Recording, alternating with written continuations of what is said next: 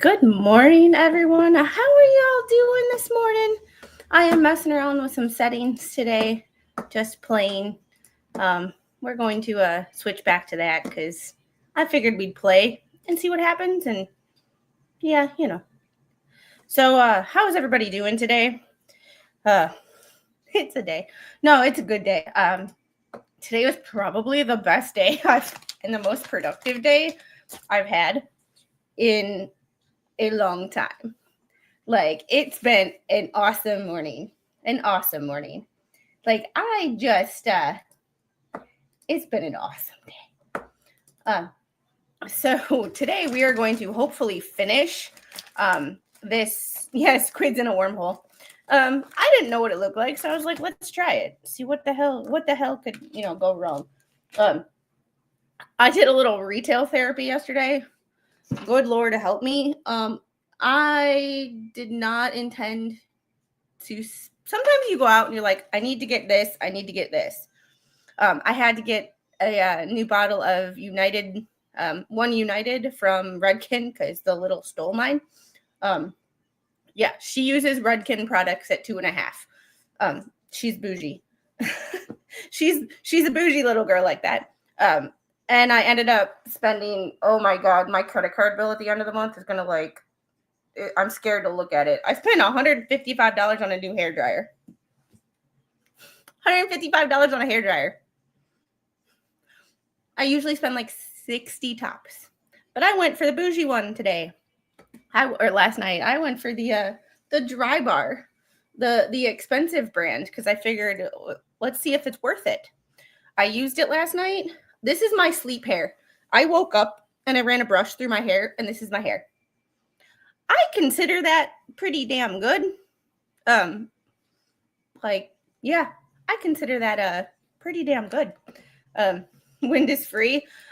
When you have this hair, this is a hot mess. This is heavy. It's gross. No, it's called I'm gonna hate my credit card at the end of the month because it was an impulse purchase. I have two current hair dryers. I have a hair dryer that is nothing but a whatever I used, a diffuser for my curls, and then a blowout hair dryer. I don't have a regular hair dryer. I don't own one. I don't like them. I can't hold a brush in one hand and dry with the other. My brain issues. I have very poor proprioception. That's why I never braid my hair, because I can't tell where my hands are in space. So it's weird. But I bicked my head, no hair in it. Yeah, unfortunately, with 2 head injuries and a brain surgery and psoriasis, if I ever had to shave my head, it's gonna be I have a friend who just had her second baby, actually, who has alopecia. She is a rock star because she finally was like, screw it, I'm shaving my head. She does wear wigs from time to time, but she rocks the bald look. I could not do that if I had surgery, so I have a flat spot here, scars and shit. It would just not be it's what it's made out of. I usually use a cheaper one of the same thing, but it wears out faster. The motor goes, the bristles don't stay upright. I finally bought the expensive one because I want to see if there's truly a difference. The cheaper one that's about $60 lasts me about a year. I want to see if this one is actually worth it. I almost yelled it, so it'd be weird. Oh, speaking of bathrooms, oh my goodness. I bought a steam cleaner a month ago. Haven't used it yet. I was like, I saw it, hack for cleaning soap scum off of a shower. Great. Best freaking purchase I ever did.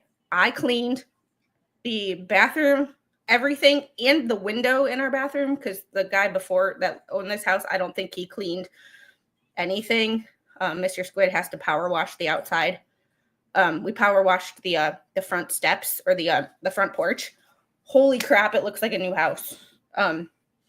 But best purchase I ever made. It was like $50 on Amazon.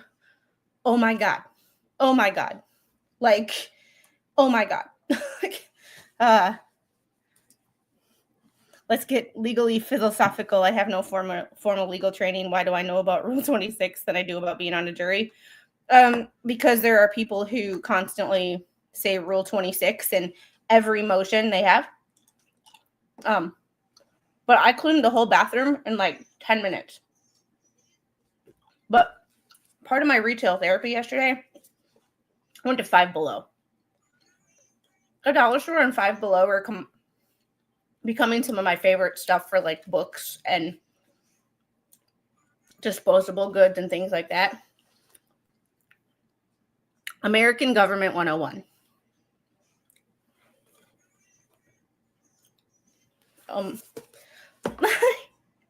Don't turn on the black light. You'll never unsee it. I can guarantee there's nothing like that. But like, you know, I still have to get a soap dish thing for the shower so that I don't leave soap scum on the, the ledge.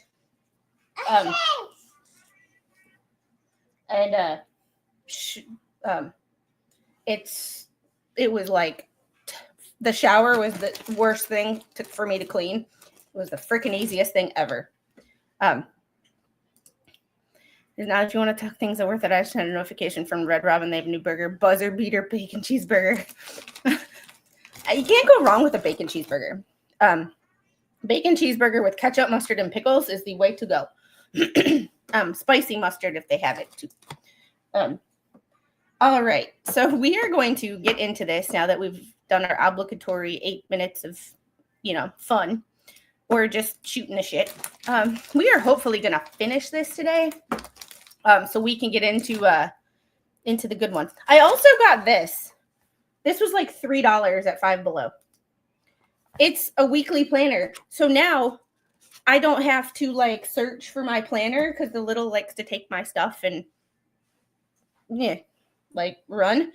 Like, it's just a tear off thing, but I can put my own date on it, and it literally has I can have my whole day, which means I can have half of it be what I need to do for the day, and then half of it be anything scheduling, legal scheduling.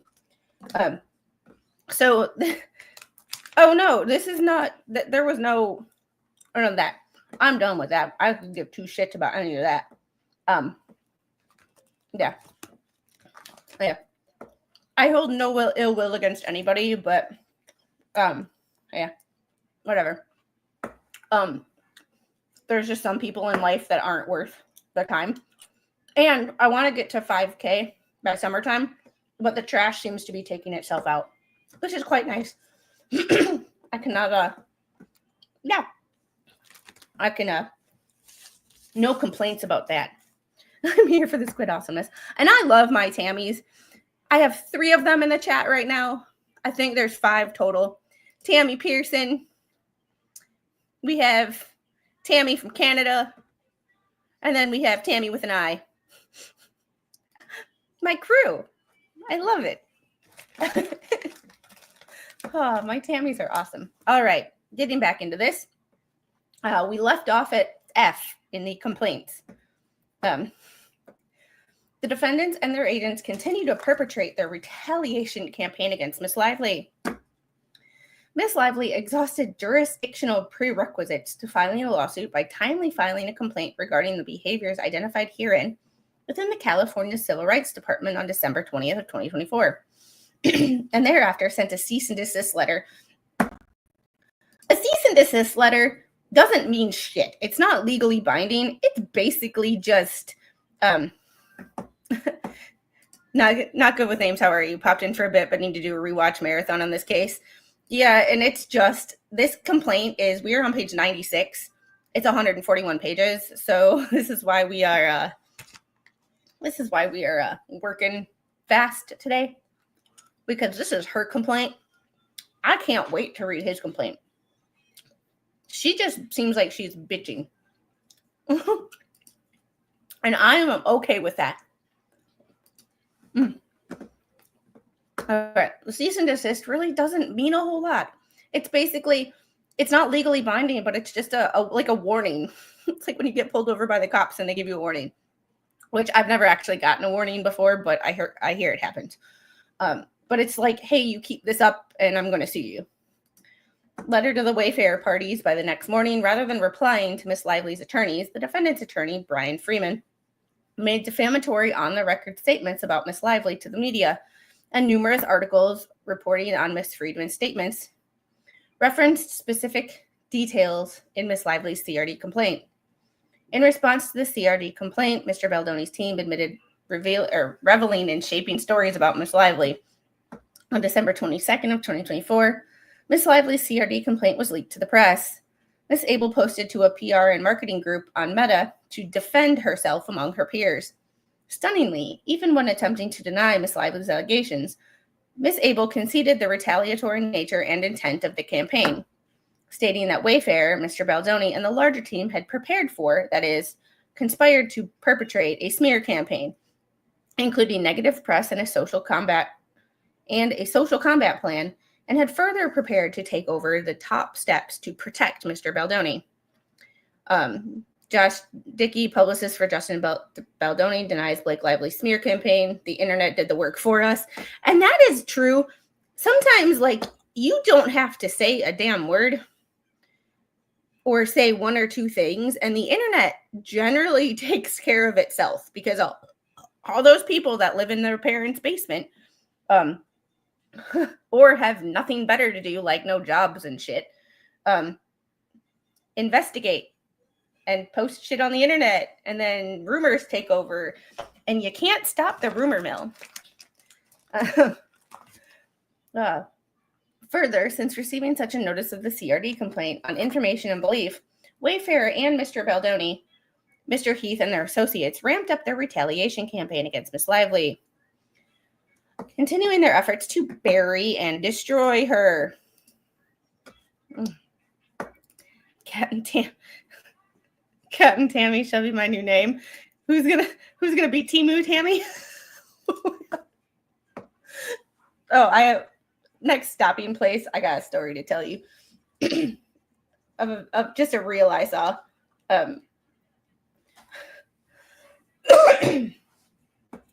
To this date, deploying the same flood the zone tactics to overwhelm the process and confuse people. Defendants and their agents acting at their direction have pursued a highly public media blitz and litigation strategy to attempt to discredit Miss Lively and Mr. Reynolds, along with Miss Lively's longtime publicist, Disney, New York Times, and others. I mean, sorry, but Disney discredits themselves. They do enough crap. They do enough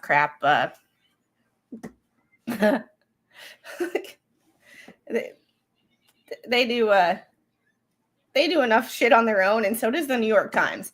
Nobody needs to try to discredit the New York Times. Their reporters do a good enough job on their own. Just a thought.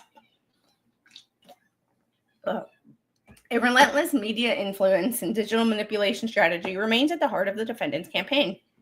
As before, defendants have directly engaged with media platforms to overwhelm and confuse the public's understanding of Miss Lively's allegations and drive negative sentiment against Miss Lively and anyone who supports her or speaks out against Mr. Baldoni.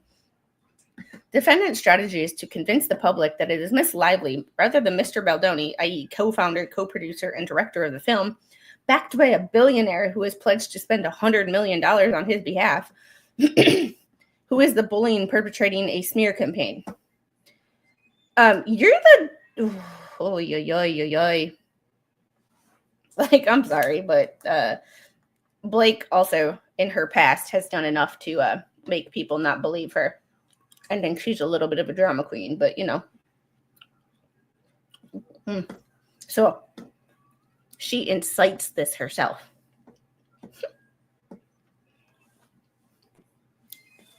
Oh, my goodness. Oh.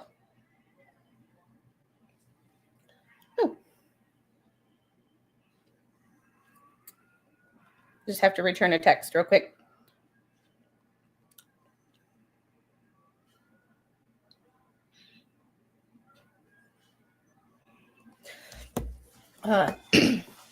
Much of this phase of the campaign has taken place in the form of statements by defendant's lawyer, Mr. Friedman, who regularly issues inflammatory content to media outlets, appearing on any show that will have him, including those hosted by his own clients, and say anything, whether true or false, that will harm Miss Lively's credibility and intimidate others from speaking on her behalf.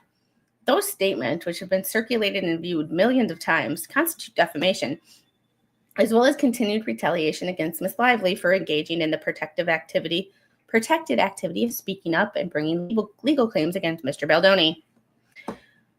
Mr. Friedman's statements to the press outside of court proceedings include, inter alia, Blake and her legal team have just one heinous pivot left, and that is to double down on the revoltingly false allegations against Mr. Baldoni. We will not only continue to defend our clients against Blake's power, privilege, and all-out lies, but we will now fight even harder for the voiceless in the DV community who are unfairly suffering while she continues to push her own self-serving and selfish vendetta in the media. Okay, I'm not going to lie. I don't see that as I would have to actually watch it and hear his tone of voice, inflection, and body language. But the words themselves don't seem inflammatory. They seem like he's angry at this and they are going to do whatever in their power. And this I don't have a problem with, because it seems like out of everybody in this movie, the only people who give two shits, and it might be intentional PR and it might be honesty, but the only people who have paid any attention to survivors is Justin Baldoni. Anything I've heard in the media about her in regards to the DV community is somebody asked her a question and she made that comment about, what am I supposed to do? Give you my personal phone number? No, bitch, you're supposed to have a list of resources ready or a website that people can go to find resources to help them if they need it. Mental health resources, women's shelters resources. You don't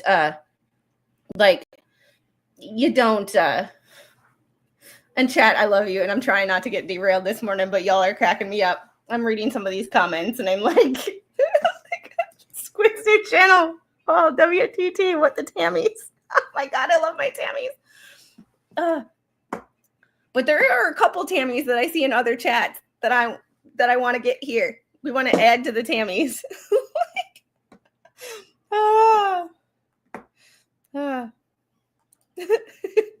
Yep, everyone shall be forever made to speak in the native language which minions copied. Banana, nana, nana. Oh my God, I love you guys.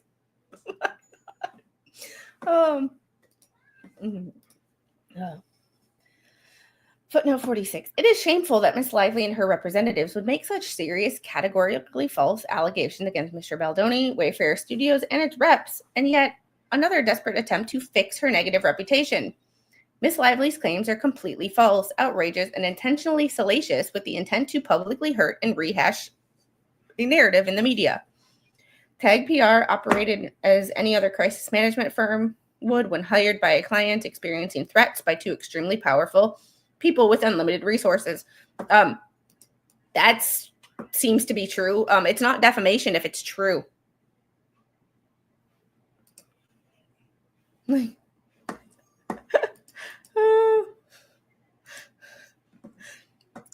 In this vicious smear campaign, fully orchestrated by Blake Lively and her team, the New York Times covered the wants and whims of two powerful, untouchable Hollywood elites. In doing so, they predetermined the outcome of their story and aided and abetted their own devastating PR smear campaign. Once again, not defamation if it's true. I can't wait for his lawsuit, because I kind of want to hear all of this. I can't wait. Miss Lively acted with the sole intent to ruin lives of innocent individuals and then went the extra mile to place blame on a fictitious smear campaign. Miss Lively's harassment and retaliation complaint has devastated the entirety of the DV community. I don't disagree with that. Call me whatever you want to call me. I don't give shit. But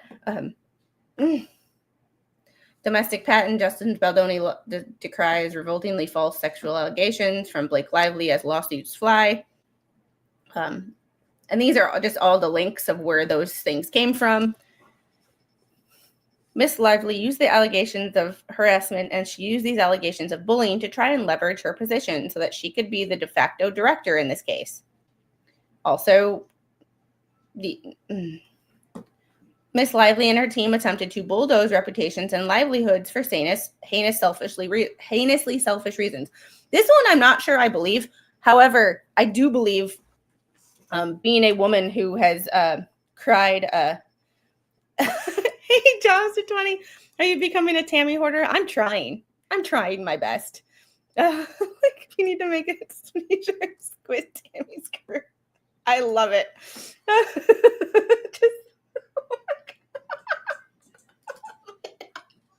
I am sorry that I am laughing because you, Squid Squad Team Tammy. I don't know if I believe this one. I believe that being 4 months postpartum and shooting a extremely what sounds like emotional movie about DV can wreak havoc on your mental health. Like, I'm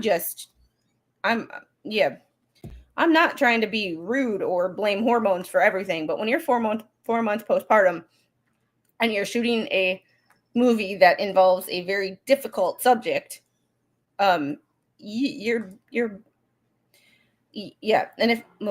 you're dealing with DV on set in the sense of like the movie script, it's to a hammer, everything's a nail. So I'm going to leave it there. On information and belief, defendants approved and authorized Mr. Friedman to publish the above quoted statements as their agent, and Mr. Friedman would not have published the statements but for their approval and authorization. Mr. Friedman remains the lead attorney for all defendants in this action, and no defendant has issued any retraction or expressed disapproval of any of Mr. Friedman's public statements. That's because they believe them. You're not going to apologize if you don't think you did anything wrong. Hence, certain... Okay. Do you want this? Okay. There we go. You're welcome. I love you. Hi. Hi. The statements above were published with actual malice because defendants know that the core narrative advanced by Mr. Friedman that Miss Lively fabricated and made up harassment claims to seize control of the film is false. As conveyed in a text exchange on August 30th, 2024, Mr. Baldoni and Miss Nathan both have never doubted the sincerity of Miss Lively's beliefs regarding what happened on set. Yeah, they just because you believe something does not make it true. That's they never doubt that she believes that this happened. But what she believes what happened isn't really what happened. Like, you can, like, just because someone believes that they're whatever they decide to identify as does not make it true. Like, she's been awesome. Well, except for like 3 o'clock in the morning, she was like screaming at 3 o'clock, but I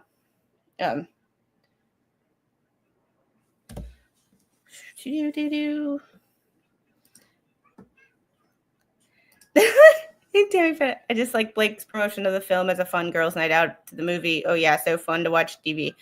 Yeah, thanks Tammy for the $5 super chat. Yeah,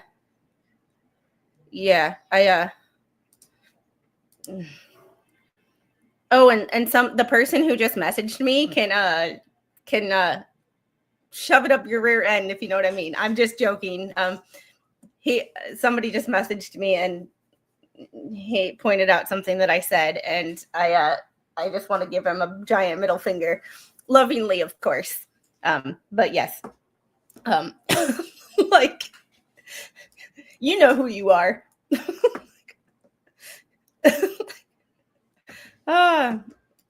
Yeah, I believe I'm a multimillionaire, but my bank account doesn't reflect it. Yeah, I should not have spent that money on a hairdryer yesterday, but like an impulse buy, I honestly say it was worth it. But at the same time, Like, this is my sleep hair.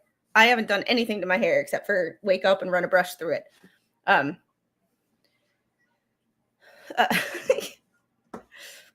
you know, I'm rich in spirit. For once, it's not you. No, it's not you, Captain Karen. I'm getting messages about like what I'm saying and things like that. Is hilarious. Yeah, that's true. That's bad, but not as bad as if Laura Owens wrote it. Yeah. Just because you believe something happened doesn't mean that it did. There's been prime examples that I can pick out. Just because you see something does not mean what your interpretation of the events is what actually happened. You are only dealing with half the facts. In their own damning words, I just know her personality, and this is the kind of person that genuinely believes she's right, and then all of this is unjust. Miss Nathan responded, she fully does. I know it. Well, when you're an entitled, see you next Tuesday, you think you're always right. When you have narcissistic traits, you think you're always right. It's a the large hairdryer part. The hairdryer I got was a Dry Bar. Yeah, I'll show it to you.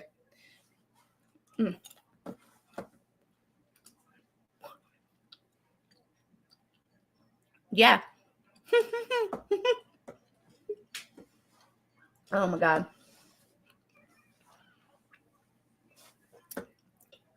And this right here, she genuinely believes she's right. There are people that genuinely believe they are a wild animal. There are people that genuinely believe certain things about life that aren't true. There are people who believe the earth is flat.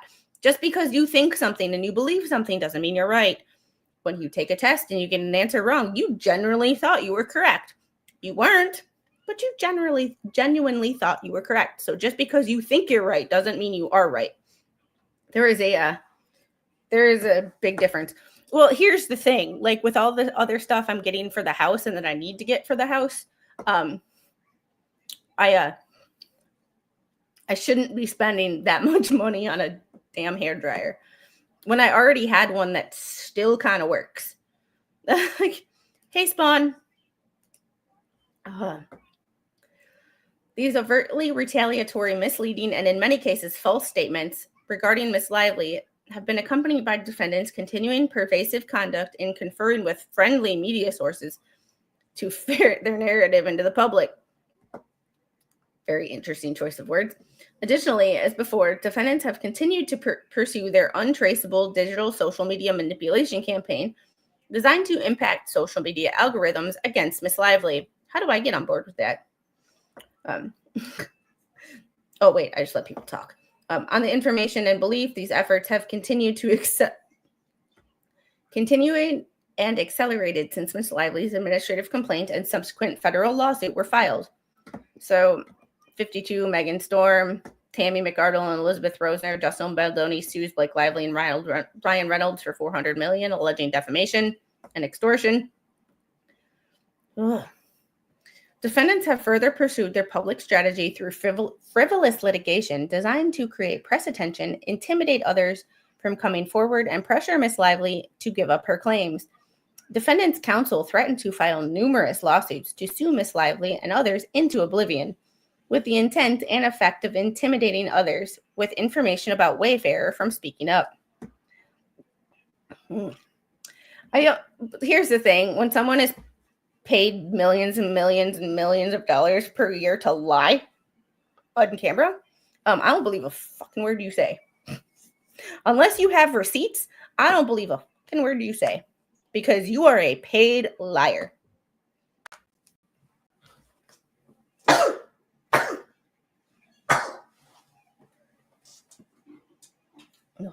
Sorry. The allergy problem. There we go. They're called news anchors or actors. That's my quote every day. Don't be a thunder cow. Don't be a thunder cow. Like, Don't be a thunder cow.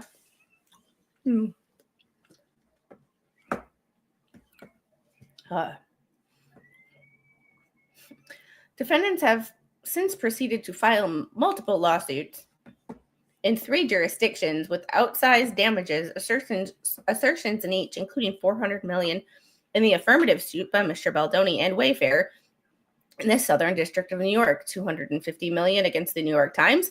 I am all for suing the New York Times. Like, the New York Times is the print version of CNN. They say shit with no regards to whether it's true or not. They say shit to piss off people, generally on one side of the aisle. Like, yeah. And $7 million by Mr. Wallace and his company in Texas. These lawsuits consist of Wayfair Studios LLC et al. V. Lively, U.S. District Court for the Southern District of New York, Wayfair Studios versus the New York Times, Superior Court of California, County of Los Angeles, which defendants later dismissed in light of their suit against the New York Times in the consolidated case. Jed Wallace et al. V. Lively, U.S. District Court of the Western District of Texas. We gonna have to, Hey. Hi, baby. What's up? No.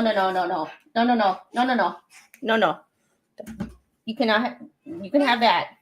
You can have my water, but you cannot have the hand sanitizer. We are going to, this is just yet another piece of information to the puzzle. I copied and pasted that into my my notes app. In keeping with the reverse victim offender approach, defendants' suits echo many of the claims made by Miss Lively against them, but with allegations fixating heavily on Miss Lively's supposed motive for her allegations, wresting creative control of the film from Mr. Baldoni. I'm sorry, but when you make an entirely different cut of the movie from the director, and the director is not allowed to see it, that's a problem to me. Like, that completely goes around the movie making chain of command, if you know what I mean. Like, I got, when I was in the military, somebody took a thing of hand sanitizer and went like this in my face. And hand sanitizer in your eye is not a pleasant experience to, it's not a pleasant experience. Right, your quote is off. It's, don't be a thunder cow, be a Tammy. In a world full of thunder cows, be a Tammy. Hey, Peachy. I hope you're feeling better this morning. Ugh.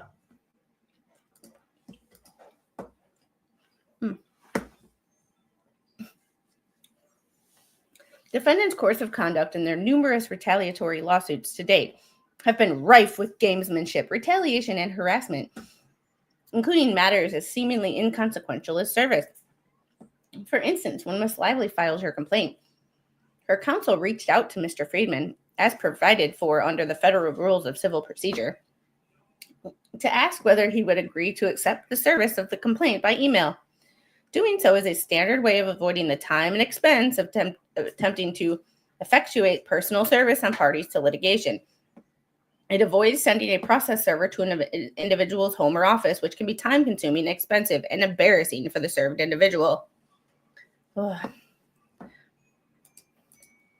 If I raise my eyebrows, I can feel where the bee stung me. I'm just not going to say it, but it's been a while since I've felt what that feels like. And I don't want to jinx myself.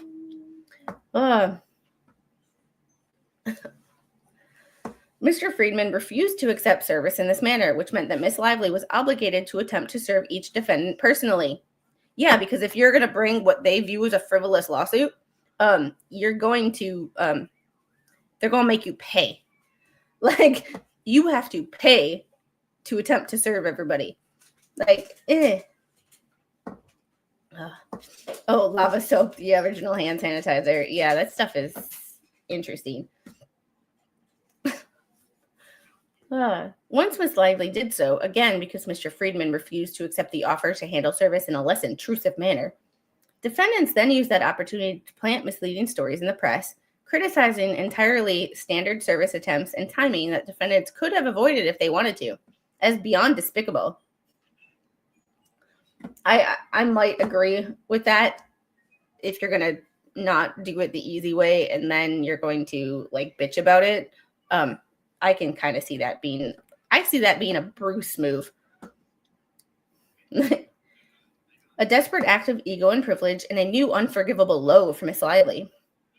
Footnote 54. Similarly, before this amended complaint, Miss Lively attempted to depose Wallace in Texas to investigate the nature and scope of Wallace's role in implementing and carrying out the campaign against her. Mr. Wallace repeatedly evaded and obstructed Lively's persistent efforts to serve him. Sounds like somebody I know. A certain DJ, shall you say. Worse, Mr. Wallace's counsel made blatant misrepresentations during Lively's efforts to serve him, first agreeing to accept service and later denying such statements were made and refusing to comply with alternative methods of service. On January 23, 2025, the process server received a text message from an associate at Liner, Friedman, Tatelman, and Cooley LLP stating, "The law firm that will accept service for him, do not try to serve him again, thank you." Yet Mr. Friedman claimed that my office never agreed to accept service of process of anything, and thereafter denied any arrangement to accept service after purposefully dodging service for more than a week and failing to take responsibility for his actions. On February 4th of 2025, Mr. Wallace filed a plainly retaliatory lawsuit against Miss Lively in Texas. While refusing to accept service and weaponizing the results of such refusals, counsel for Mr. Wallace additionally insisted upon pursuing in-person service of Miss Lively, even though her counsel accepted service and filed a waiver of service on February 7th. Mr. Wallace's counsel continued to threaten to pursue Miss Lively with personal service, even though she had accepted service already, unless Miss Lively's counsel agreed to accept his unwarranted demands, including one fraudulent attempt to gain access to Miss Lively's property by falsely representing that the process server worked for a food delivery service. And footnote 54 was Emma Powell, Blake Lively's wildfire help came as her lawyers brought legal action against Justin Baldoni's team while fires ravaged their homes. The whole California wildfires thing. You're going to use that as an excuse. Like, I'm sorry, when you have a government that doesn't do forest management very well, you get a lot of underbrush, which means you get a lot of fire. Not like I've thought this out or anything. The insistence on harassing Miss Lively and her family with attempts to effectuate personal service has continued, notwithstanding the plaintiff's prior attempt at service on the evening of January 18th, resulted in one of Miss Lively's and Mr. Reynolds' employees, who is not a party to this action, being followed to the residence in which she was staying by an unknown vehicle with its headlights turned off down a dark road late at night, resulting in the filing of a police report. Defendants have weaponized the litigation to further their campaign narrative in other ways as well. For example, defendants have created a website entitled thelawsuitinfo.com, which they have posted their filings that include annotated text messages and a winding self-serving chronology of the... You want ice? Hold on. Through the filing of Miss Lively's complaint. That is Justin Baldoni's website where he puts out all the receipts. I'm sorry. Like, this is just my personal opinion. However, when you are sued, and you put out receipts, self-serving is kind of the way to go because, like, you're self-serving. Well, when you're sued and you want to put out receipts to the public, proving that you're right, or proving the other person wrong, like, it's going to be self-serving. And guess what? That's fine. Like, I expect anybody who's sued to try to be self-serving because you are defending yourself. From prior to the film's production through the filing of Miss Lively's complaint. Despite repeatedly accusing Miss Lively of cherry-picking evidence, defendants have never had any intention of posting every single text message, every single document, and everything on a website for anyone in the public to read. Instead, the website contains only a selection of self-serving materials to advance the defendant's narrative. No. Oh, there goes my glasses. Oh. On information and belief, defendants' counsel has threatened numerous third-party witnesses, journalists, media entities, and others with lawsuits if they speak out against or publish unfavorable information about Mr. Baldoni or any other defendant. At the same time, on information and belief,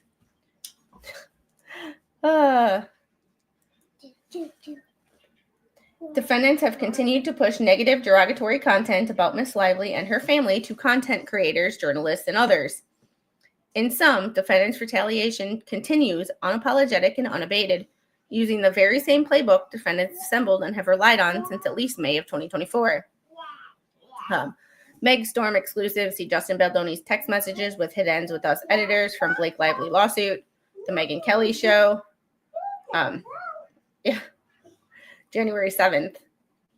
This is just for every Tammy you see, there's at least 3 more you don't. Oh my goodness. Oh God, I love you guys. No.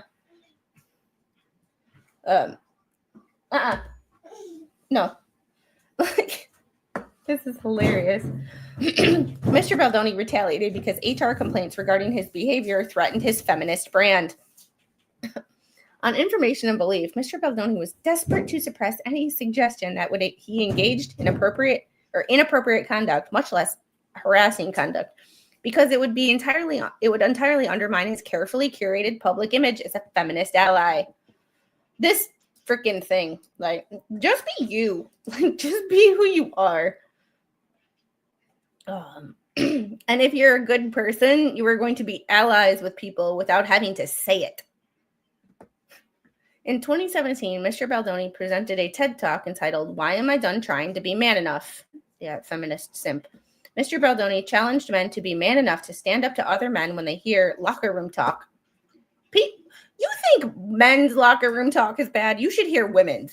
Only women are better about hiding that shit.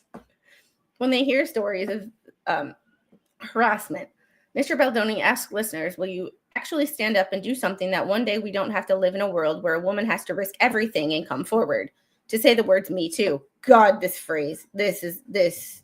Believe evidence, not people. I don't care if you're a man or you're a woman. Unless you have evidence, don't come at me.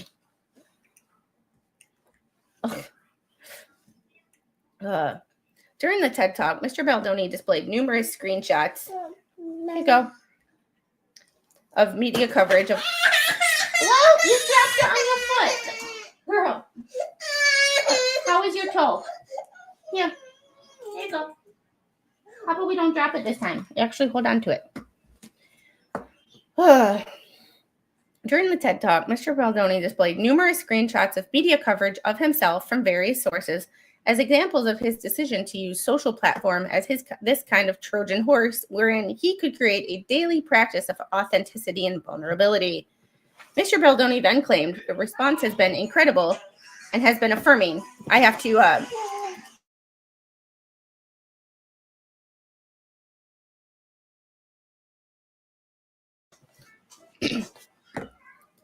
feminist. I didn't know Justin Trudeau was involved.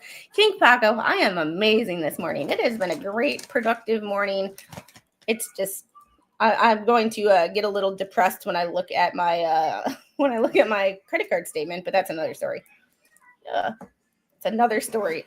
Oh, like, but yeah, locker room talk is tame. Like, locker room talk is just men being stupid. Like, it is. It's what it is. And then, like, if you're just like, oh my goodness. She's watching YouTube videos. I just had to turn it down because she was jamming out earlier and the volume gets turned all the way up. And then when she goes into YouTube, she doesn't know how to turn the volume down on the side yet. She just knows, like, in the music app, the bar at the bottom is up, down. So Squid's been good at trying not to get distracted by Tammy talk, because I want to get through this, because I want to get to his lawsuit, because his lawsuit is, I can't wait. I always like reading the rebuttal to anything, because it's like a lawyer can say anything in a suit. However, it's what is said back that always interests me. initial complaints are like, yeah, maybe that happened, but rebuttals or countersuits are where all the tea is generally spilled on what actually happened versus what was presented. During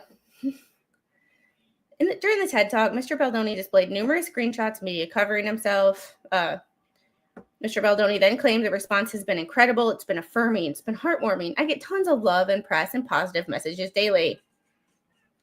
All these are just links to all the articles or podcasts and anything. Around the same time of that TED Talk in 2017, Mr. Baldoni announced the launch of a male talk show through his media company, Wayfair Entertainment, called Man Enough. Through that show, Mr. Baldoni sought to have public conversations on camera that he's never seen men have. This is the male version of freaking Meghan Markle's archetypes. Seems like choosing a male stereotype and breaking it up.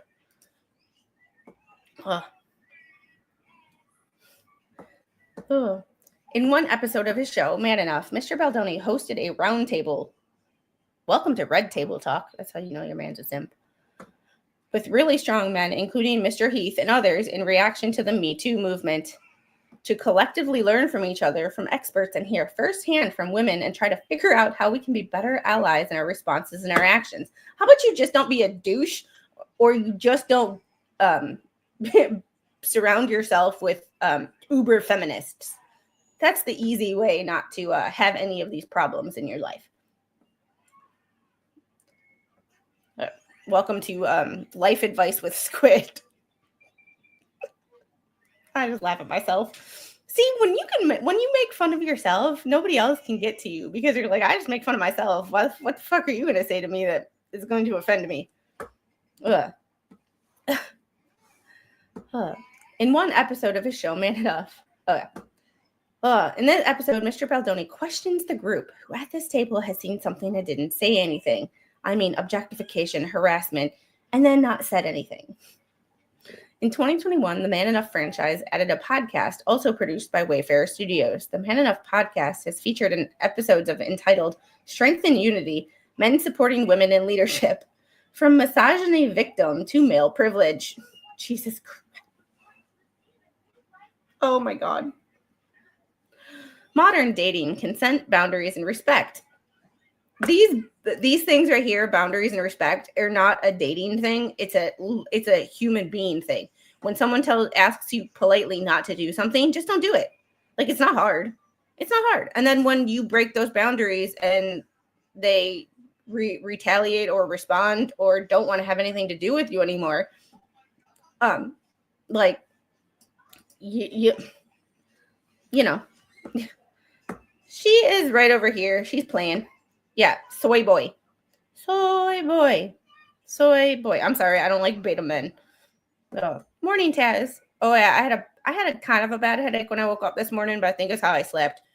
I went to sleep at like 8:15 last night. Woke up at like 2:00 in the morning, like raring and ready to go. Like, this is a problem. I haven't even finished I've taken like 4 sips out of this. And I have so much energy this morning. It's great. Mr. Baldoni stated in his 2017 TED Talk, men are the problem. They are creating the glass ceiling. You know what? Glass is breakable. Just a thought. And if they want to be a part of the solution, then words are no longer enough. By Mr. Baldoni's account, he became a feminist fighting for gender equality. No, feminists are now fighting for gender superiority, not equity, or equality. So quickly that he hasn't even realized what he was trying to do. All of the links to these podcasts and TED Talks and whoa. In Mr. Baldoni's own words, his activism starts in the mirror with an audience of one. Mr. Baldoni stated, sorry, I can't help but laugh at this because this is the most ridiculous fucking shit I've ever seen in my life. I'm so sorry. It's gone from plausible to just laughable. Like, I'm sorry, but like, do not like soy boys. Do not like soy boys. Like, it's okay to support and raise up the women in your life, but to put them on a pedestal just because they are a woman, no. Like, no. He did this, like, he's either truly a soy boy or he did this just to get like roles and like publicity and clicks and shit. Like, oh yeah, he's a you might as well, he's the kind of person where it strikes me as you might as well just chop your manhood off and call it a day, because somebody needs to take your man card. Like, I'm assuming that he's the type that can't change a tire.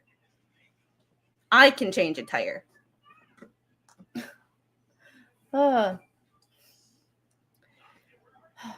Mr. Baldoni stated he feels a deep responsibility to tear down the walls of power and privilege. Yet you're sitting on your high horse in Hollywood. Like, I don't like Justin Baldoni either. I start every lawsuit off with everybody sucks. Like, everybody sucks. Like, if I ever do get called for jury duty where I actually have to do it, when they ask me a question, I'm gonna be like, I'll just laugh at him. Like, I cannot keep a straight face for shit. Like, no. And I had a mom and 3 sisters and 0 brothers. I get it. Like, yeah, I want men to be men. Like, men and women both have a role. Yes, they are different because, I don't know, there's this science called biology that people seem to forget about. Like, men and women are different. We have different hormones. We have different roles, and that's okay. We have different strengths and different weaknesses. There are things women can do that men can't. I don't know, like close the damn refrigerator door. There are things that men can do that women can't. They're naturally stronger. They're naturally faster. They have different bone density. Like, it goes down to the bone level. Having taken anatomy and physiology and multiple other human movement and like biomechanics and all those classes, like, I'm disabled. I have one arm that works and I could change the tire. Yeah, I had a stroke patient that his goal was to work on his car. So we did a lot of tools and fine motor stuff to make sure that he could change a tire. I had to change a tire on a race car when I was 16 years old. My cousin was dating a race car driver, and I went over to his house, and in order to stay, I had to use the air gun and change the tire. That was intimidating as like a 15-year-old, 16-year-old, 16. But that's, and believe the world needs men to show up. Not in big ways, but in hundreds of thousands of little ways. No, the world needs men to show up in big ways too. Like, I don't know, for your children and shit like that. But I don't disagree with some of the things. I just think they twist it and take it to an extreme. Yeah, not everything is about hormones, but there is a distinct difference. Like, I don't know, crying over your body has to elevate your hormones in order to produce breast milk. She was breastfeeding. Her hormones were elevated. That's not a judgment. That is a fact. That is a fact.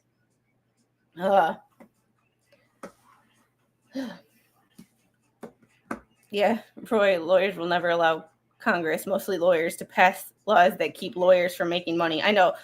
We also need to pass, pass term limits.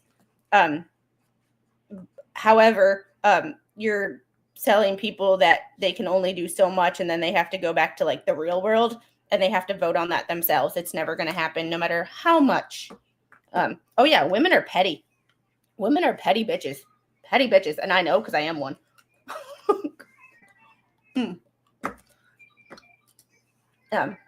You could have, like, I can't remember what I ate for breakfast yesterday, but I can remember something that Mr. Squid told me like 6 months ago when he got home from work that annoyed me. But I can't remember what I ate for breakfast yesterday. Like, and I hold grudges. I'm really bad at that. When someone hurts me, when someone says something that hurts me, I hold a grudge. Like, I'll get over it, but I'll never forget it, and I won't ever, like, trust that person again. So, like, I just, yeah.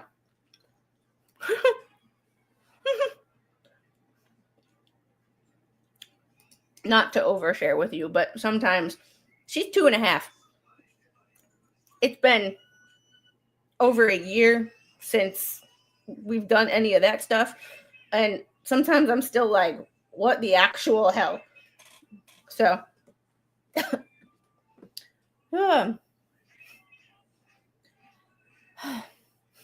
over the past approximately 7 years, and as relevant to this complaint, Mr. Baldoni has made the following statements.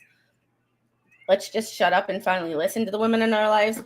This one I can see for like, I don't know, when I tell you something and you say, I got it, and then guess what? I turned out to be right. It took 5 years, 5 years for somebody in my life to figure out that, I don't know, I was right.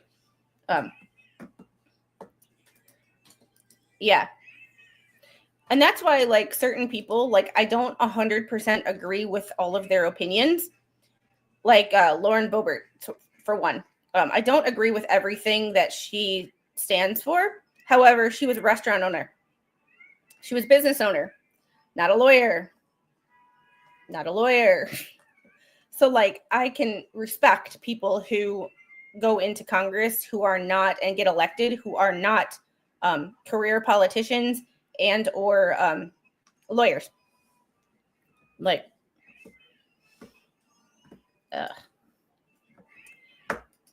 you're reading the Menendez trial transcripts and a witness was cross-examined because she couldn't remember something from 20 minutes before, but stuff from years ago. Yeah, it's an attention thing. Like breakfast, I just go through the motions. So, like, if you're not attending to it, you're not going to remember it. Like, I just go through the motions of making eggs and toast. Like, I don't think about it anymore. It's just naturally what we do in the morning. So I can't remember what I made because it's an automatic motion. It's an automatic activity. I don't plan. Dinners, I remember better because I have to think and plan. I took out 2 New York strips for dinner tonight. So I'm going to be grilling. I've eaten at her restaurant. Armed waitresses are awesome. And my thing, y'all can think whatever you want about gun control, but generally an armed society is a polite society because you don't want to mess with someone when you don't know what they might have. Like, you just be polite, like, because you never know what someone might have in their belt, in their waistband. Like, you never know. So you don't want to you want to be polite and respectful.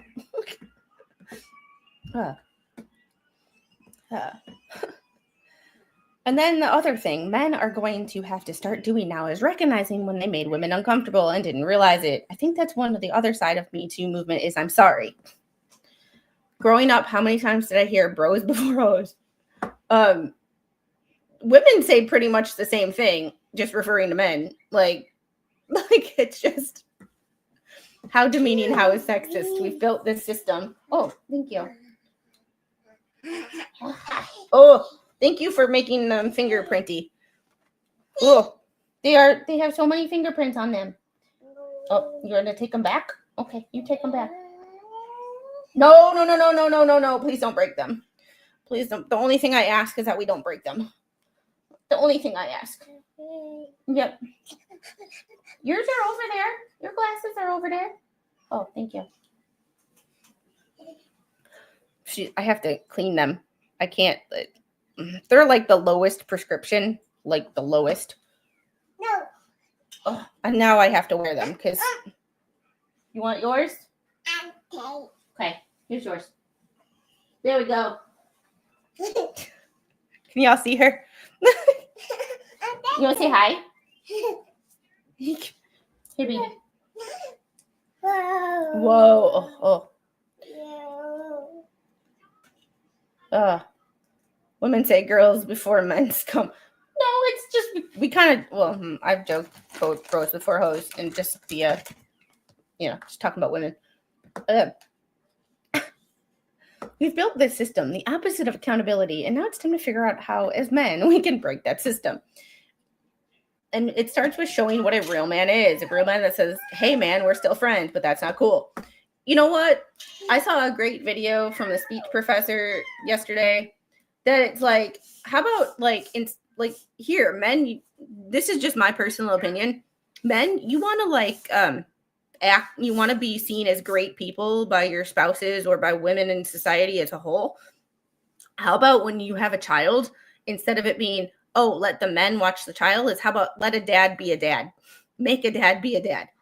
When like it's not hard. We don't have to make men babysit. They're not babysitting, it's their own children. Like, how about that? Like, how about that? How about we start with that? Imagine being essayed, finally coming forward about this traumatic thing that's happened to you and having people act like you were to blame. It is important for us men to realize how crucial a role bystanders can play in stopping and preventing assault and harassment, and how we must be a part of the movement and can call for respect and equality for women, act upon that call to action, and continue to perpetuate positive behaviors among ourselves and our communities. All these footnotes are just the references for those statements. Well, we've already talked about how you dodged a bullet with that one, but you know, that's yeah, you dodged a bullet.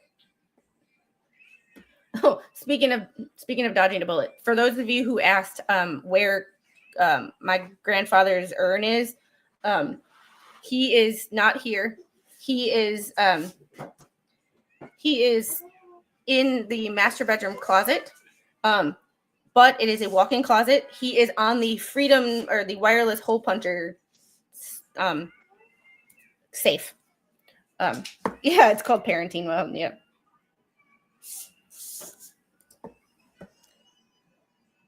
Yeah. I always say it's not babysitting when it's your child. Yep. Word salad appeasement.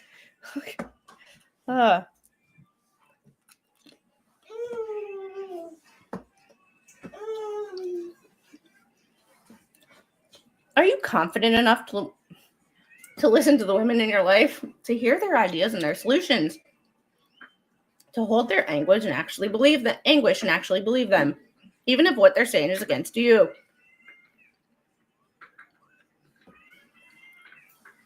And will you be man enough to stand up to other men when you hear locker room talk? When you hear stories of harassment, when you hear boys talking about grabbing or getting her drunk, will you actually stand up and do something so that one day we don't have to live in a world where women have to risk everything to come forward and say the words "me too"? Sorry, I was not laughing at that. The little one just took Mr. Squid's desk chair and rolled it out in the hallway. So, I'm a woman, and the answer is no. All of us have a situation or a pattern that we need to end the cycle of. First of all, I want men to stop asking the question, why do women stay? I want men to take accountability. I want men to hold other men accountable. There's never an excuse, no matter how much trauma a man has. There's never an excuse to lay hands on her. I agree with that, physically or emotionally. And I'm sorry, when we're emotional, we say things intentionally to hurt other people. Women are the best at that. I know, because I is one. And I did it yesterday. Probably not the right move, but I did it yesterday. Would you like ice? Okay. I have to go grab her an ice cube. I will be right back.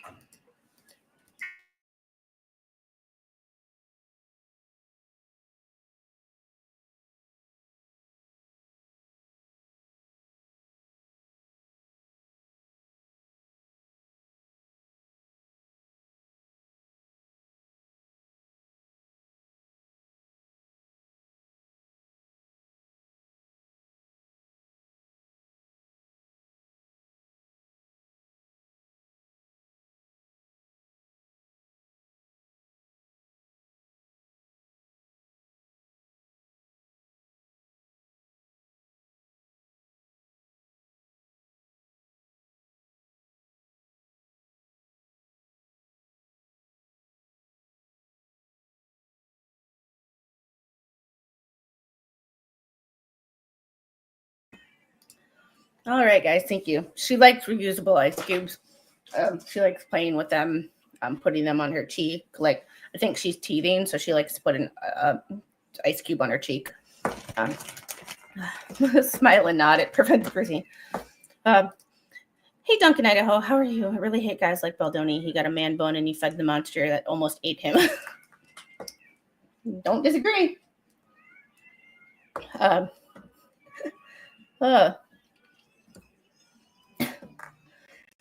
We also have to understand the majority of DV violence isn't physical. These are the scars that are invisible. These are the things that, it's emotional, it's gaslighting, it's all of the various things so many people experience.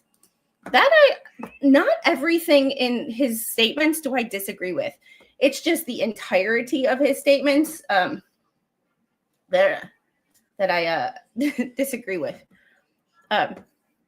All right. Thank you, Duncan, Idaho, for the 5 Squid Pro Quo memberships. They went to Terry, American Woman Thrifter, Black Bear.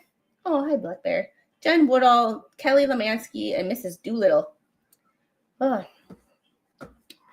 Fact, men are more physically abusive. Women are more mentally abusive. Yeah, I don't disagree with some of that.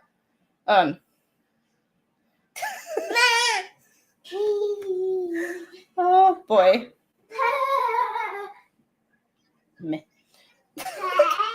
Hold on, girl. We got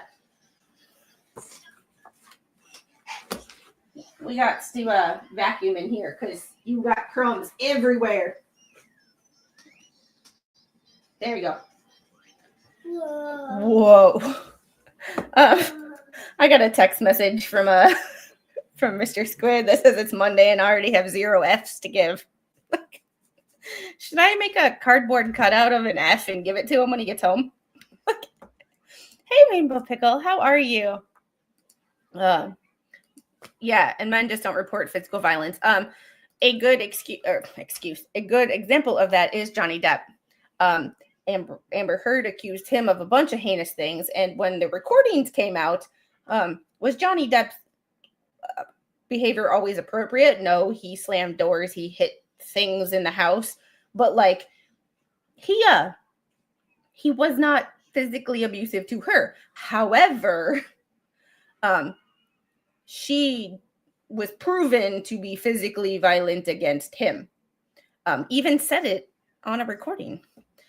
And side note, Amber Heard, she played up that like bruise on her cheek. I'm sorry, I wake up every morning and like it looks like my face is bruised. My face is not bruised. It's just yeah. Oh, since we moved into this new house, my bathroom drawers, like I'm finding pieces of my makeup like all over the place. Like the other day she was playing with my she can't open any of the stuff yet, but like she had my eyebrow gel, which I don't really use right now because my eyebrows are horrendous. But like I have that same problem. My daughter is 2. She carries my stuff all over the house. And then Mr. Squid looks at me like, why is your makeup brush on the floor in the kitchen? Talk to your daughter. Talk to your daughter. Yeah. That's Jorge didn't survive Sarah's abuse. Oh my goodness, that picture of him cowered on the floor while she's yelling at him. Like, damn, that was hard to watch. Yeah. My aunt did that for a while. Somebody, she said, when I get she said, I'll do it when I get around to it. So a close friend of the family gave her a circle disc with "to it" on it when I get around to it.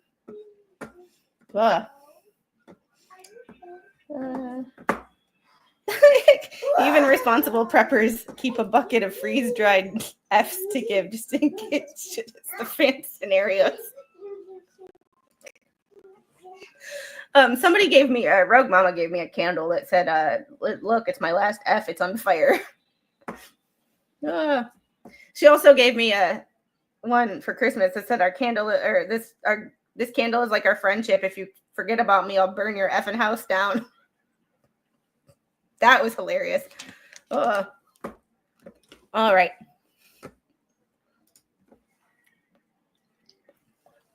Once again, just the links.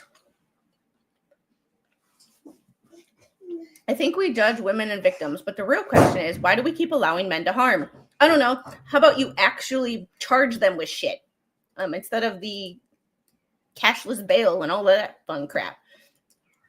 Someone gets arrested for DV, gets out, and ends up unaliving the person that they were arrested for abusing the first time. I don't know. Just my personal, yeah. Mr. Baldoni has previously emphasized that I want men to stop asking the question, why do women stay? I want men to take accountability. I want men to hold other men accountable. You've repeated this. You already said this. He warned about the dangers of gaslighting and victim blaming. And yet his own lawyer, Brian Friedman, responded to Miss Lively's complaint in this matter with the following. And Blake Lively, if she was harassed to such a degree in this film and in this situation, she wouldn't have returned to the film. That's honestly, I sort of agree with that but money is a powerful, there are things that people will do for money. Lots of money that they otherwise wouldn't do. In summary, Mr. Baldoni's years of investment into his public image and ally and fierce advocate for women motivated him to employ extraordinary, cynical, unlawful efforts to bury and destroy Miss Lively, contrary to his carefully cultivated public image as a feminist. Baldoni enabled his billionaire friend and co-founder, Mr. Sarowitz, has spent the last several months and millions of dollars to ruin Miss Lively and her family because she spoke up about Wayfarers' harassing and disturbing conduct. Miss Lively, her family, her business, and certain third parties with knowledge about the retaliation underlying harassment have suffered and have been substantially harmed by the Wayfarer party's ongoing conduct. While there was considerable online coverage of the film and Miss Lively leading up to the film's nationwide release in U.S. theaters on August 9th, the coverage was mostly neutral. Some online discussions represented reference an apparent feud between the cast members, but they included a smaller percentage of negative and positive mentions. Soon, however, Miss Lively and her team became aware of an increasing negative media articles and social media coverage about her.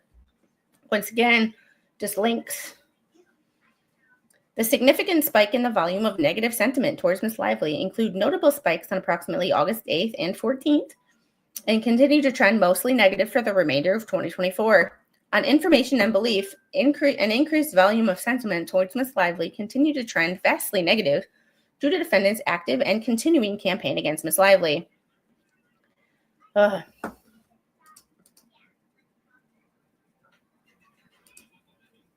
necessarily, but maybe some people. Indeed, as noted above, TAG itself noted a shift due to their efforts as early as August 10th of 2024.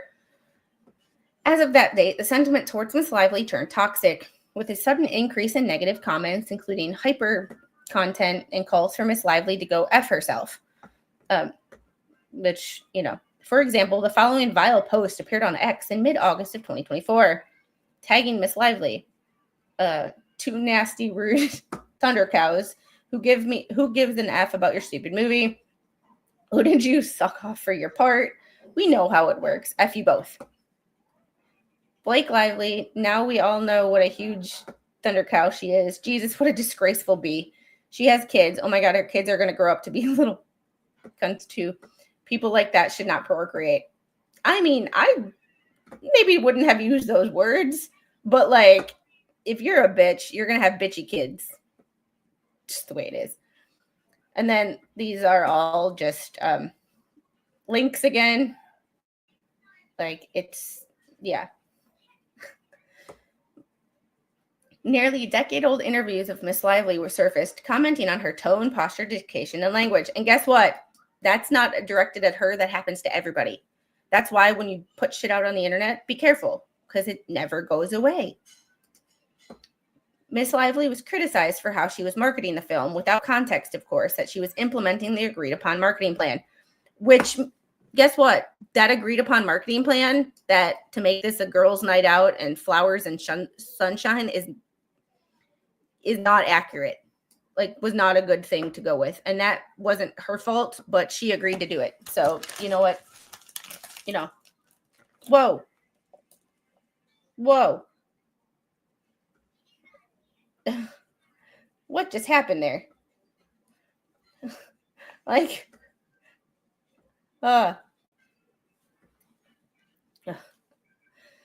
Miss Lively was criticized how she's marketing the film, was repeatedly called a bully, a mean girl, and controlling, and was criticized for allegedly marginalizing Mr. Baldoni, among other things. Oh my goodness. These are all links to different sites or to different harassing things. Like even Perez Hilton.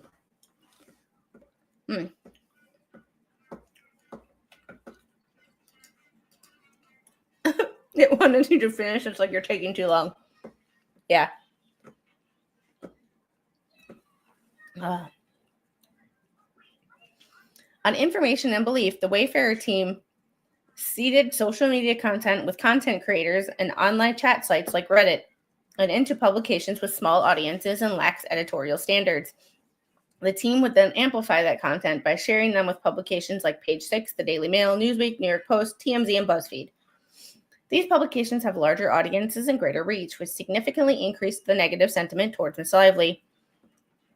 Content from low-influence sites were often linked or referenced in articles on these high-influence platforms. The social manipulation campaign engineered by Mr. Baldoni and Wayfarer helped create and sustain negative news cycles and social media algorithms around Miss Lively.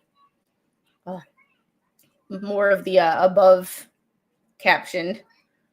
Like, the online narrative continued to trend more negatively when compared with other weeks and months prior to the social manipulation campaign, as reflected in the sentiment chart dating from the publicity event on June 13th through the date of the CRD complaint was filed.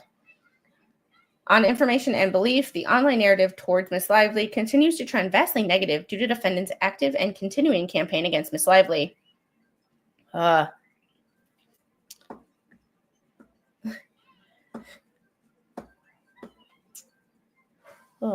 But, oh man, you should visit this creator. He found something about Stephanie Jones.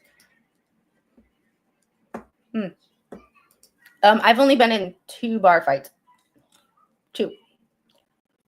And one I initiated, but the other one I didn't. But that's neither here nor there.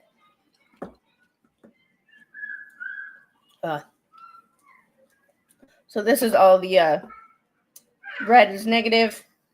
So August. But she still had stuff. I want to see what it looks like. You have ice, baby. Do not throw my cup, please. Do not throw that. Like, you see yourself? You silly girl. You silly girl.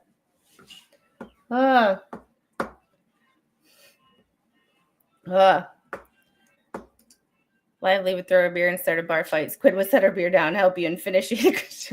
Yeah, I would. Yeah. I did not curb stomp someone, but I did stick 3 fingers in their chest, not realizing how drunk they are. Pushed them off their bar stool. A sober person that wouldn't have pushed them off their bar stool, but they were drunk as hell. And I didn't realize how drunk they were. They went flying off their bar stool. Got up, tried to punch me. I put them, broke us up. This is the bar owner's like best friend. Oops. As referenced above, by August 14th, Miss Lively and certain of her friends and colleagues had observed what was happening online, and Miss Lively received many incoming text messages inquiring about her well-being.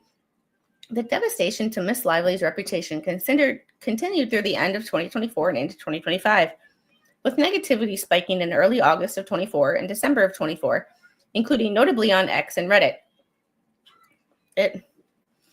Online vitriol towards Miss Lively has continued unabated. For example, on January 30th, 2025, or 31st, Miss Lively's personal Instagram, on which she has nearly 45 million followers, was inundated with corn content, tagging her account profile handle in an article titled "Blake Lively Instagram Flooded with Corn Among Baldoni War." TMZ reported that Blake Lively has been targeted with massive troll campaign amid her legal war with Justin Baldoni. Her Instagram profile is flooded with corn. Meta responded publicly by stating, "This kind of online harassment is wrong and we condemn it. We are removing the content that violates our policies and will continue to monitor for additional violating posts." On February 4th, Amazon Prime Video announced on social media, via collaboration with the film's director, Ms. Lively, and others, the upcoming release of their new movie. The announcement immediately faced a steady stream of comments, repeating the false and harmful statements invented and perpetuated, why do I always mess that up, in the smear campaign financed by Mr. Sarowitz and executed by defendants. These actions were designed to damage the success of Miss Lively's new film, which affects not only Miss Lively, but the other cast and crew, as well as the distributors of the film. Some comments include, why is Blake Lively's name placed higher than Anna Kendrick's? Is it also her edits? Like, she probably bullied them. Anna hates her too. Like, instead of taking over other people's projects, why don't you create your own project if you want to be project director, producer, wardrobe team, script writer with all your own money? This is the most logical cue that I'm asking you. Probably because she doesn't have talent. Like hard poor corn. Oh.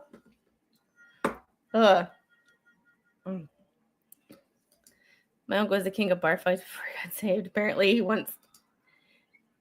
he went upside down someone's head with a bar stool. Ooh, that's interesting. Social media posts in February of 25 reflect the same. Like, basically Hollywood. Basically, people making fun of Hollywood. You and your husband are terrible people. The funny thing about this, though, is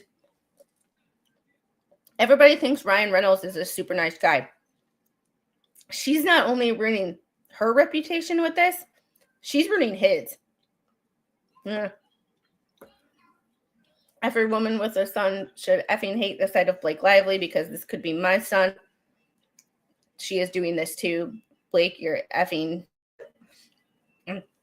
thundercow with a bad lisp. Health. Holy crap. Yes, you are effing fat and need a 5150 hold for trying to destroy men's lives.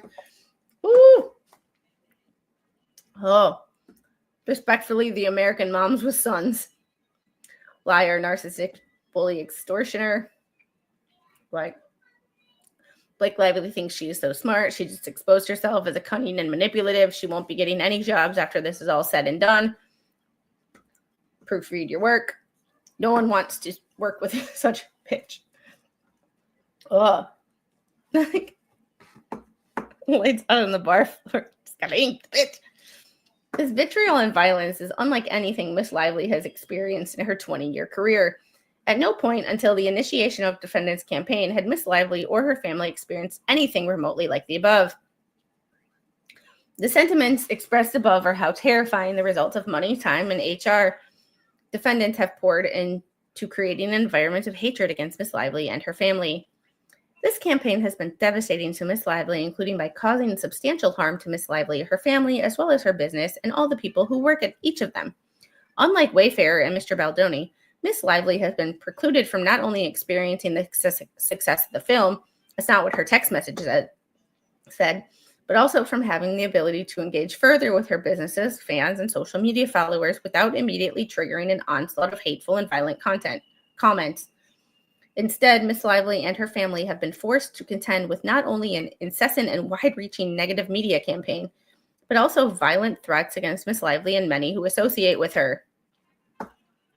Slug, I'm in a hurry to get through this. I love you, bro, but I'm just not reading your comments today. But please hit that like button. I would appreciate it. The trash is taking itself out, but we are still trying to get to 5K by summertime. Will it happen? Meh. Don't know, but we're going to try.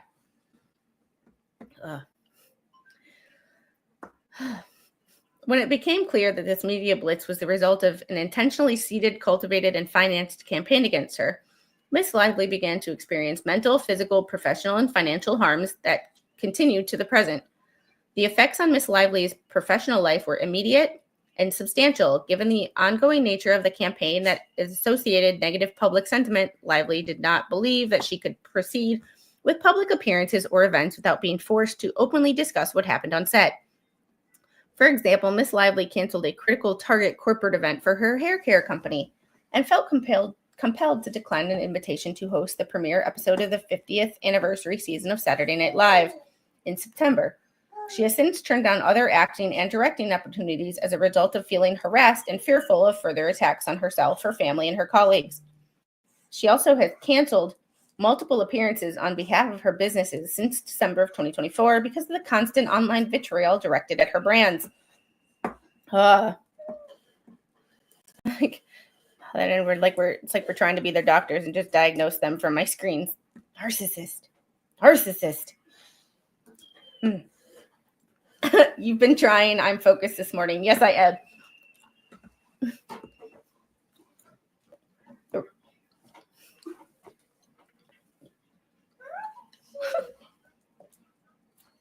I see an eye between my two screens. The retaliation campaign against Miss Lively has severely damaged her companies. So, Angel, you're not stuck. Whenever she gets into a situation where she knows she's not supposed to be, she's like, I'm stuck. It's like, no, you're not. No, you're not. Ugh. The long-planned launch of her hair care line, Blake Brown, to a date which was set more than a year prior to the date selected, not by Miss Lively, for the release of the film, was caught up in crossfires of negative environment against Miss Lively. Initially, before the social manipulation campaign started, Miss Lively was informed that Blake Brown was Target's largest hair care launch on record.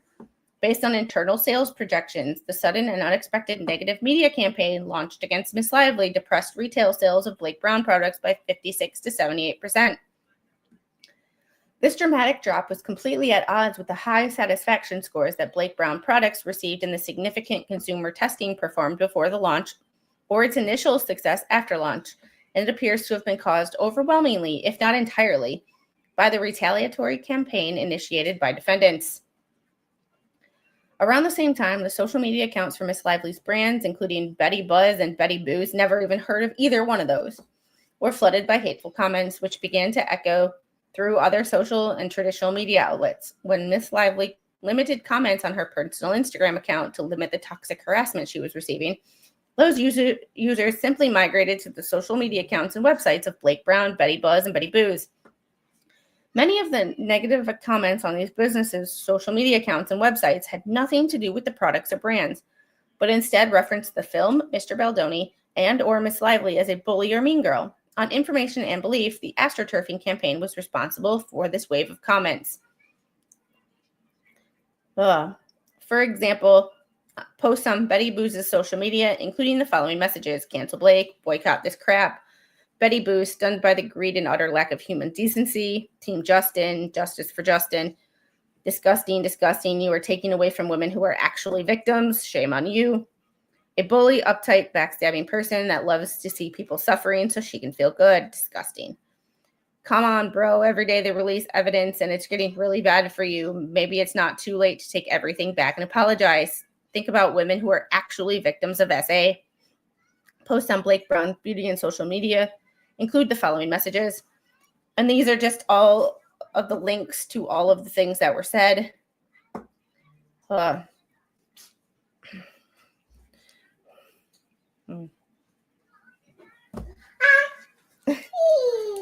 Okay, last one.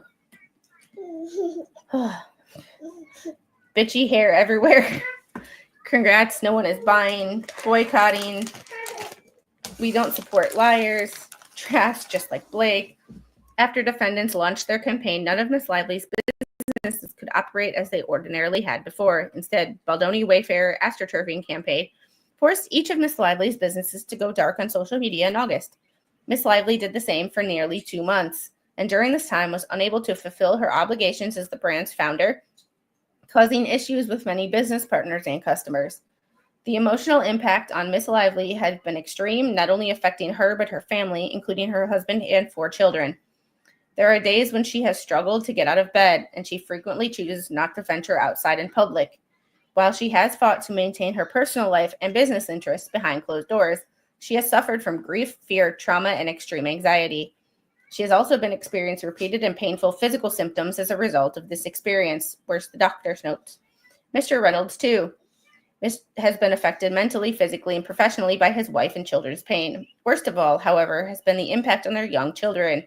Don't bring children into it, who have been traumatized and emotionally uprooted in ways that have substantially impacted their well-being. The threats of harassment are not limited to Miss Lively. Any individual with even a tangential connection with the underlying events faces attack and the inevitable emotional consequence of feeling targeted and shamed, as referenced above. Other cast members have received threats, online harassment, and floods of comments to their social media accounts. Ugh. Yeah, BS words are just words. Yeah. Where's Daddy's chair? Can you go get Daddy's chair? Yes. Please? Thank you. Oh. More just Instagram comments. In the days after January 31st, 2025, when the Wayfair plaintiffs filed their amended complaint, including a 100-plus page exhibit replete with full text threads, full text threads, including with third parties, one of the individuals who texted their excerpt received a written communication stating that the witness did not give a public statement. Departing from that witness's support of Miss Lively, the witness's family would face physical harm and violence. Oh. These are but a few examples of the substantial harm caused by this malicious campaign, which pervaded and continues to pervade all aspects of Miss Lively's life. This terrorizing climate is the result of a retaliatory campaign launched by the defendants, and continued harassment and targeting of innocent bystanders is not an accident or a coincidence. Where's Daddy's chair? Go get Daddy's chair. Go get Daddy's chair, please. Angel, go get Daddy's chair. No. No. Miss Lively never sought out conflict with Wayfair. Miss Baldoni, you mean Mr. Baldoni? Though, I mean, he kind of is a soy boy, but still, he's a Mr. last time we checked. Actually, I don't want to know. Or Mr. Heath, but instead consistently attempted to speak up for a safe and respectful workplace privately in the hopes of protecting herself, as well as the cast and crew, without jeopardizing a film that she believed could make a difference in people's lives. If you think it could make a difference in people's lives, why was it all rainbows and sunshine in the promotion instead of... Please don't break that.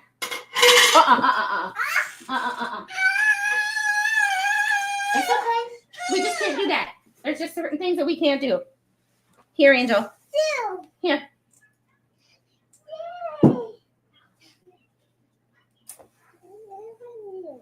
Yeah.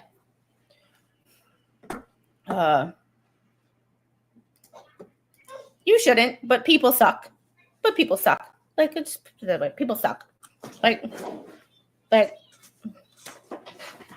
I do think that just because you can say something doesn't mean you should say something. However, it is a freedom of speech. So,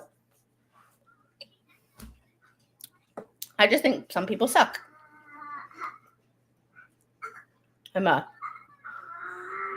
Yeah. Oh. I agree. But without jeopardizing the film, she could make a difference in people's lives. In response, Mr. Baldoni, Mr. Heath, and those working for them sought to destroy Miss Lively and anyone else who might dare speak the truth. Miss Lively's discovery of the full extent of the retaliatory campaign launched by Wayfair parties and their associates left her with no choice. Through the CRD complaint in this action, Miss Lively sets to set the record straight, to hold defendants accountable, and to shine light on this new form of retaliation so it will not be used against others who seek to stand up and speak out against harassment or retaliation. First cause of action.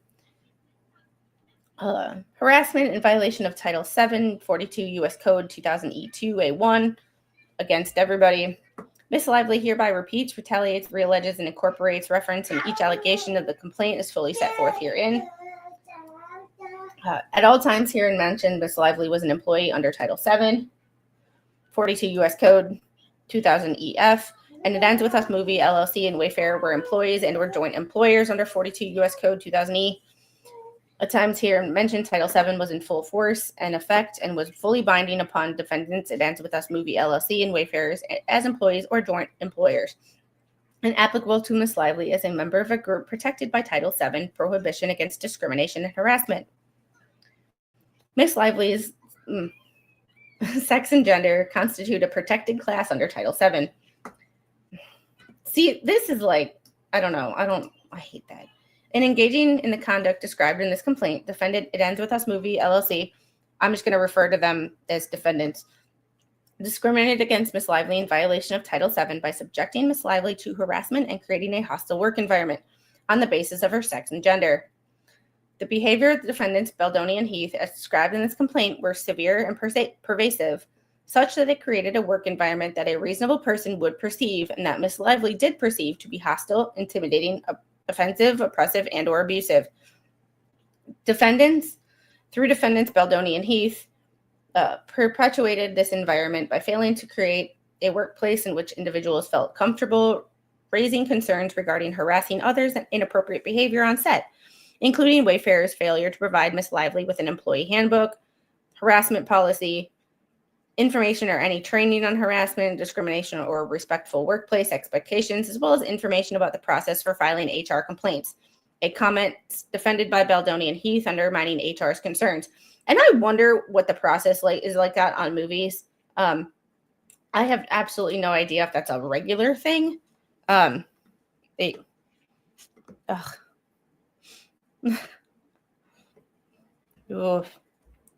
A lot of things that should have gone out of style, Flash fan haven't.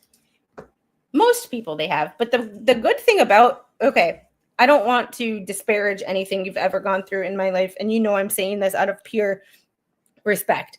But when someone says it, it's an instant, I'm an asshole, I never work with this person. Like, you instantly know that that person's an asshole. Like, you don't have to, like, get to know them and figure out that they're an asshole. They say it, and you're like, okay, I automatically know that I'm not doing business with you. I'm not talking to you. We're not friends. It's kind of an easy way to, it's kind of an easy way to tell who you instantly don't like. On the positive side, just looking at the other side of things instead of, I know it's a negative thing, and I'm not disparaging your feelings or how you feel, but that's an easy way to, that's an easy way to, it's like, how can you tell an asshole in 2.5 seconds? That's how. Defendants, it ends with us,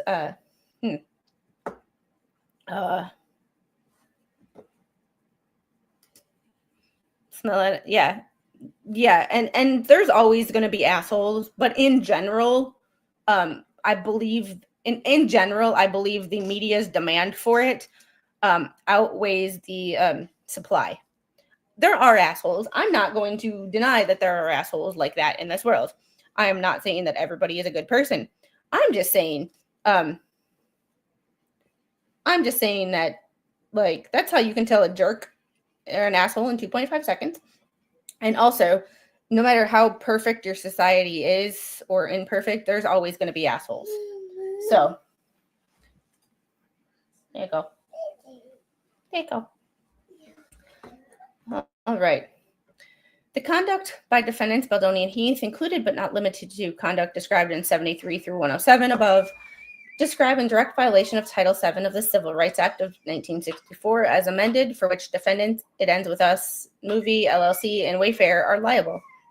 The actions severely impact Miss Lively's physical, psychological, and emotional well-being by creating an intimidating, hostile, and offensive working environment, as it would have for any reasonable person, and so alter the terms and conditions of Miss Lively's employment, such that it was more difficult for Miss Lively to perform her job. Defendants, it ends with us, and Wayfair are liable because defendants Baldoni and Heath co-own and operate Wayfair, the sole member of It Ends With Us Movie LLC, personally committed their harassing conduct, and therefore aware of their own conduct and failed to take immediate and appropriate corrective action. Further, defendants Wayfair and It Ends With Us Movie LLC are strictly liable for the actions of the defendants Baldoni and Heath, who were acting in their capacities as Miss Lively's supervisors. Harassing and retaliatory conduct against harassed Miss Lively continued in various forms throughout 2024, and non-information and belief is continuing, including a coordinated campaign to cast Miss Lively in a false light, to discredit her, and in the event that she publicly disclosed her concerns about harassment or other unlawful conduct, and to irreparably damage Miss Lively's career and future earning capabilities. When they use this, like, unlawful conduct, but did you ever go file a police report? Like, not that the police may do anything about it, but at least you attempted to have the, So,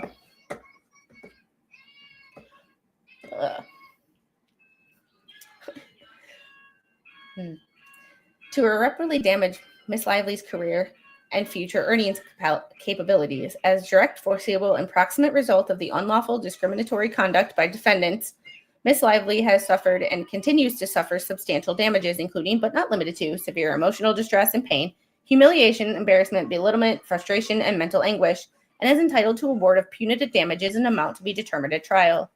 The conduct described herein by defendants It Ends With Us and Wayfair through defendants Baldoni and Heath was a motivating factor in causing Miss Lively harm. Defendants It Ends With Us and Wayfair intentionally violated Miss Lively's rights under Title VII with malice or reckless indifference, and as a result are liable for punitive damages. Second cause of action, retaliation against It Ends With Us and Wayfair. Miss Lively hereby repeats, reiterates, realleges, and incorporates all reference and every allegation in this complaint is fully set forth herein. At all times herein mentioned, Miss Lively was an employer under Title VII. It Ends With Us and Wayfair were employers and were joint employers under 42 U.S. Code 2000 EB. At all times herein mentioned, Title VII was in full force and effect and was fully binding upon defendants It Ends With Us and Wayfair as employers or joint employers, and applicable to Miss Lively as a member of a group protected by Title VII prohibition against retaliation. Specifically, pursuant to 48 U.S. Code 2000 E3A, it is unlawful employment practice for an employer to discriminate against an employee because she has opposed any practices forbidden under Title VII or because she has filed a complaint against conduct prohibited under Title VII, as Miss Lively did when she complained to Wayfair, Mr. Baldoni, Mr. Heath about harassing and other unlawful conduct based on sex which occurred throughout the film's production. Miss Lively engaged in protective activity by complaining to Wayfair, Mr. Baldoni, and Heath about harassing treatment based on sex and other unlawful conduct on multiple occasions during the filming and production of the film, which Miss Lively reasonably believed to be unlawful. Why didn't you file a police report? Okay, here's the thing. If you truly believed this, that there was unlawful conduct, whether any charges are filed, whether the police actually investigate, if you believed you were wronged and it was against the law, file a police report. There's your receipt. Because when you're saying this, this is fine, and then you put in a complaint that it was unlawful behavior, you never filed a police report. You were speaking up about it, but you never bothered to file a police report. I am all for filing a police report if you think that you were wronged or something somebody did was illegal, because you are protecting yourself in the long run because you have a paper trail. Instead of someone harassing you over and over and over again, and then you finally go into the cops and they were like, well, this started back in September of 2024. You have a track record of you going and talking to the police so that if something escalates, you have a paper trail. Trust me, I have a paper trail. Oh. Miss Lively engaged in protective activity by complaining to Wayfair, Mr. Baldoni, and Mr. Heath about harassing treatment based on sex and other unlawful conduct on multiple occasions during filming and production of the film, which Miss Lively reasonably believed to be unlawful. Ms. Lively engaged in such protective activity. Defendant subjected Ms. Lively to adverse employment action, including but not limited to by launching a coordinated campaign to cast Ms. Lively in a false light during the publicity and promotion of the film thereafter. Ms. Lively's protective activity was the motivating reason for and but for cause of defendant's conduct. This harassing and retaliatory conduct continued in various forms throughout 2024. And on information and belief is continuing in order to discredit her in the event that she publicly disclosed her concerns about harassment and other unlawful conduct and to irreparably damage Ms. Lively's career and future earnings capabilities. Hey, Dion, how are you? Reverse PMS, only tolerable 5 days a month. Oh, boy. I'm not answering this. I'm not reading this because I'm being set up. Oh, yes, Dion, thank you. Be sure to hit that like button. It helps with the algorithm. Share the stream. I know that a lot of people are talking about this, but I don't know a lot of people that have read the whole thing in their entirety that I know of. And that's what Flash fan, you're mean. Doing well at the laundromat, doing 4 loads of clothes. I have clothes in right now. So when we're done here, we got to go back to the laundry. Then we got to work out. Then we got to run errands. As a direct, foreseeable, and proximate result of the unlawful retaliatory action taken under defendants, it ends with us. Through the actions of Baldoni and Heath and Sarowitz and their associates, Ms. Lively has suffered and continues to suffer substantial damages, but not limited to severe emotional distress. You guys know when I read a document, I'm going to start skipping through this because this is the same on everything. So, and she's entitled to these starting from here. She has suffered and continues to suffer, and she's liable for punitive damages. Third cause, harassment under violation of FEHA, California Government Code 12940 or 12940 against It Ends With Us, Wayfarer, Baldoni, and Heath. Ms. Lively repeats, and this is the same too. All times herein, Ms. Lively was employed. All times herein, California's Fair Employment and Housing Act, FEHA, California Government Code 12940, was in full force and effect at fully binding upon defendants. It Ends With Us movie, Wayfarer, Baldoni, and Heath as employers, joint employers, or supervisors. Ms. Lively was a member of a group protected by FEHA's prohibition against harassment based on sex and gender. Defendant It Ends With Us movie, Wayfarer, Baldoni, and Heath discriminated against Ms. Lively on the basis of her sex gender. Through the actions of Baldoni and Heath, violation of FEHA by subjecting Ms. Lively to harassment and creating a hostile work environment on the basis of her gender. Such harassing conduct as described in this complaint was severe and pervasive, or such created a work environment that was a reasonable person would perceive, and Ms. Lively did perceive to be hostile, intimidating. Defendant's conduct also altered the working conditions of Ms. Lively such that it was more difficult for her to perform her job, as it would have been for any reasonable person. It Ends With Us movie, LLC, and Wayfarer are liable because Baldoni and Heath co-own and operate Wayfarer. A sole member of It Ends With Us personally committed their harassing conduct, and were therefore Wayfarer and It Ends With Us knew or should have known that the conduct and failed to take immediate and appropriate corrective action. Further, Wayfarer and It Ends With Us movie are strictly liable for the actions of defendants Baldoni and Heath, who were acting in their capacities as Ms. Lively's supervisors. Oh yeah. Totally.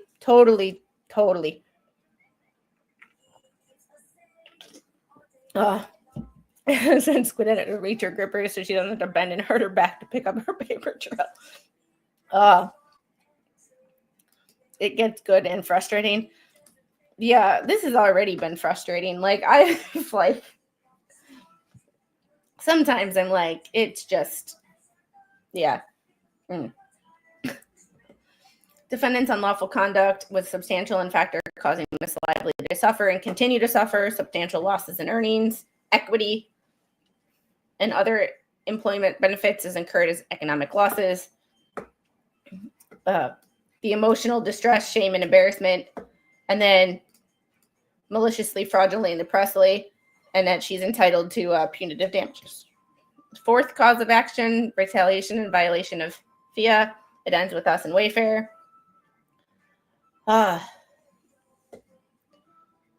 Miss Lively repeats and retaliates at all times herein. Fourth cause. Why did they not retaliation?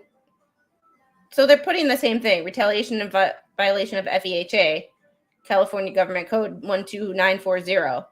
It ends with us movie and LLC. Ugh.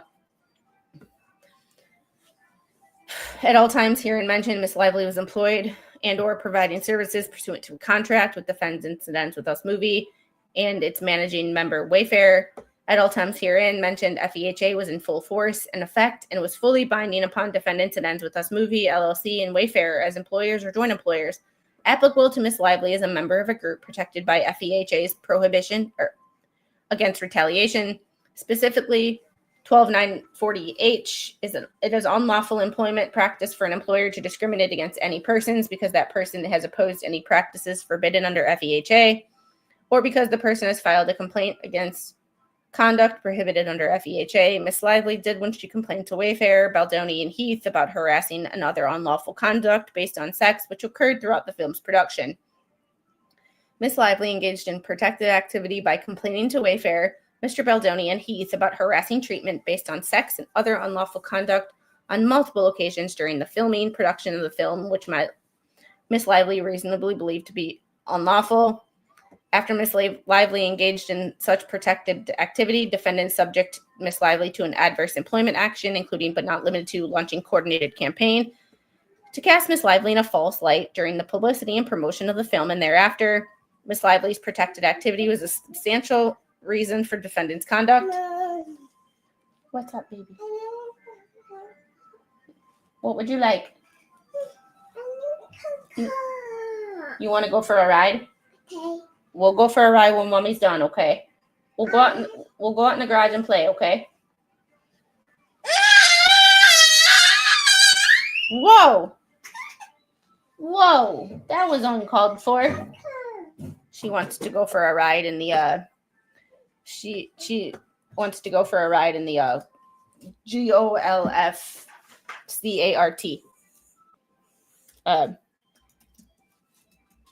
Title 7 is what I can't remember the exact phrasing of it. It's the part that prohibits employment discrimination based on race, color, religion, sex, or national origin. So Title 7 is the race and or gender. It's the card people pull when they don't have anything else to complain about. Some of it's accurate, but some of it's not. Angel, stop, please. Girl, we're getting sassy in our old age, huh? Hold on, it won't open. There's still tape on it, Tinky Butt. I still have tape on the filing cabinet from when we moved because I haven't needed to get in there for anything right now. So I haven't bothered to take the tape off, and now she's like, here.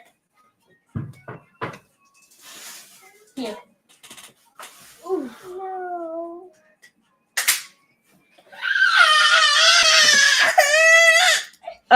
We have a golf cart because here golf carts are street legal. As long as they have seatbelts, they're street legal. So, whoa, is that cool? Whoa, but watch. Whoa. No.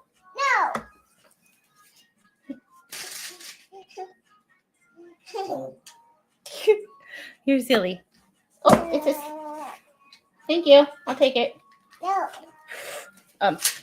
Is there a direct, foreseeable, proximate result in unlawful retaliatory actions undertaken by defendants? She's suffered and continues to suffer. And then, the repeating of the first one. Fifth cause of action, retaliation in violation of California labor law, California Labor Code 1102.5. It ends with us in Wayfair. All times herein mentioned California labor law 1102.5 was in full force. What happened? Was in full force and effect. It's gonna destroy my she's just gonna destroy my shelf again. But that's okay. Pursuant to California Labor Code 1102, by an employer or any person on behalf of an employer shall not retaliate against an employee for disclosing information to a person with authority over the employee or has the authority to investigate, discover, or correct a violation of law. Section 1102.5D additionally prohibits an employer or any person acting on behalf of an employer to retaliate against an employee for having exercised their rights under 1102.5B, as Miss Lively did when she complained to Wayfair, Mr. Baldoni, and Mr. Heath about harassing and or other unlawful conduct based on sex, which occurred throughout the film's production. Miss Lively engaged in protective activity by complaining to Wayfair, which Miss Lively, this is a copy and paste. And then Miss Lively engaged in such protective activity. Defendant subjected to Miss Lively to adverse employment actions by launching a coordinated campaign. It starts to get repetitive because they have to. So the unlawful retaliatory actions perpetuated by defendants. It ends with us movie and Wayfair through the actions of Baldoni and Heath and Sarowitz, substantial factor causing Miss Lively to suffer and continue to suffer. Defendant said ends with us. She's subject to punitive damages. Sixth clause, failure to investigate, prevent, and or remedy harassment in violation of FEHA, California Government Code 12940. This starts to get very repetitive. So if you see me skip over stuff, it's basically reading the same stuff that we've already read. It's just meh. Miss Lively hereby repeats and reiterates all allegations, realleges and incorporates by reference every allegation. At times herein, FEHA was in full force. Specifically, 1290.4 or 12940 J through K require employers to take all reasonable steps to prevent harassment and makes it unlawful for employment practice for an employer to fail to take all reasonable steps necessary to prevent harassment from occurring. Miss Lively was subject to harassing and other unlawful conduct.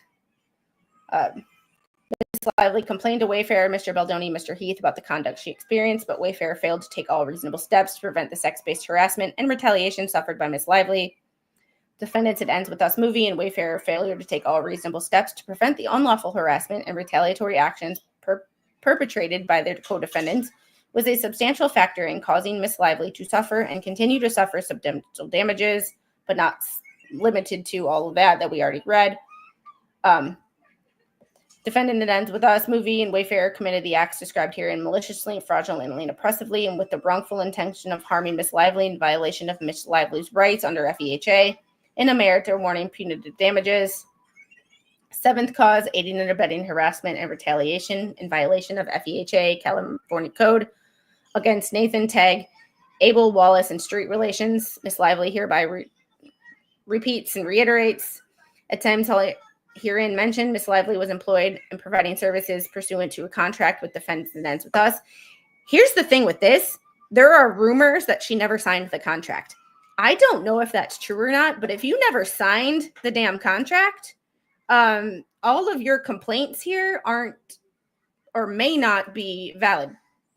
Whether they happened or not, if you say that you were pursuant to a contract, but you never actually signed that contract, that might be an issue.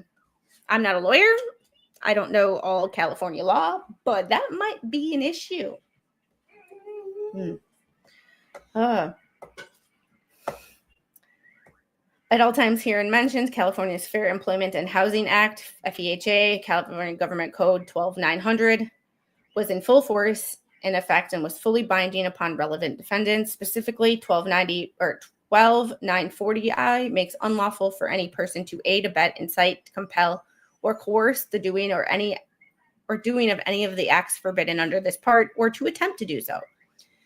All of the defendants named above individuals and entities that are not Miss Lively's employer aided and abetted the discriminatory conduct of defendants. It ends with us, Wayfair, Baldoni, and Heath, including but not limited to by participating in the above coordinated astroturfing campaign to discredit and bury Miss Lively. As a direct and proximate result of defendants' unlawful discriminatory conduct in violation of FEHA, plaintiff has suffered. Defendants' conduct was willful, and they knew their actions constituted an unlawful violation of the FEHA and or showed reckless disregard for Miss Lively's statutory protected rights. Miss Nathan Tagg, Abel Wallace, and Street Relations intentionally violated Miss Lively's rights under California Fair Employment Housing Act, acting with malice, oppression, and or fraud. Therefore, all the defendants are liable for punitive damages and for the reprehensible conduct of Mr. Baldoni and Mr. Heath.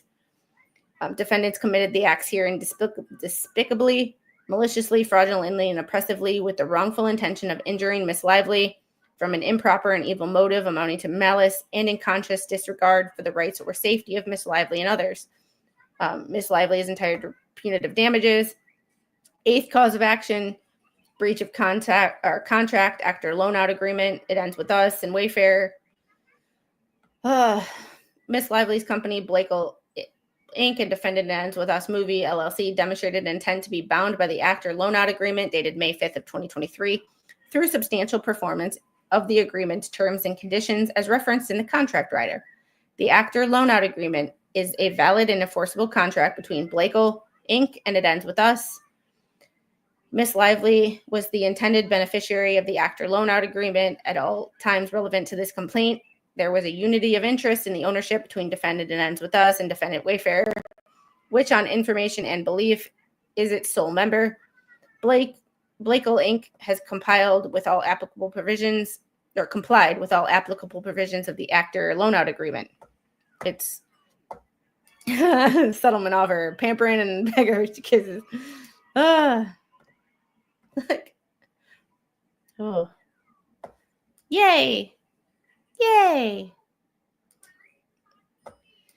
Only an issue if you want something in the contract and say, sorry, we don't have a contract. Yeah, if you don't sign a contract, I mean, I'm not a contracts lawyer, but I would sure as hell like to talk to one. Maybe the expert knows something about this. But if you don't actually, and that's just a rumor, I have not actually seen anything, but there are rumors that say she didn't sign the contract. Paragraph 7 of the agreement strictly prohibited sexual harassment of any type. Further, paragraph 7 of the agreement prohibited any punishment or retaliation against another for his or her refusal of such harassment.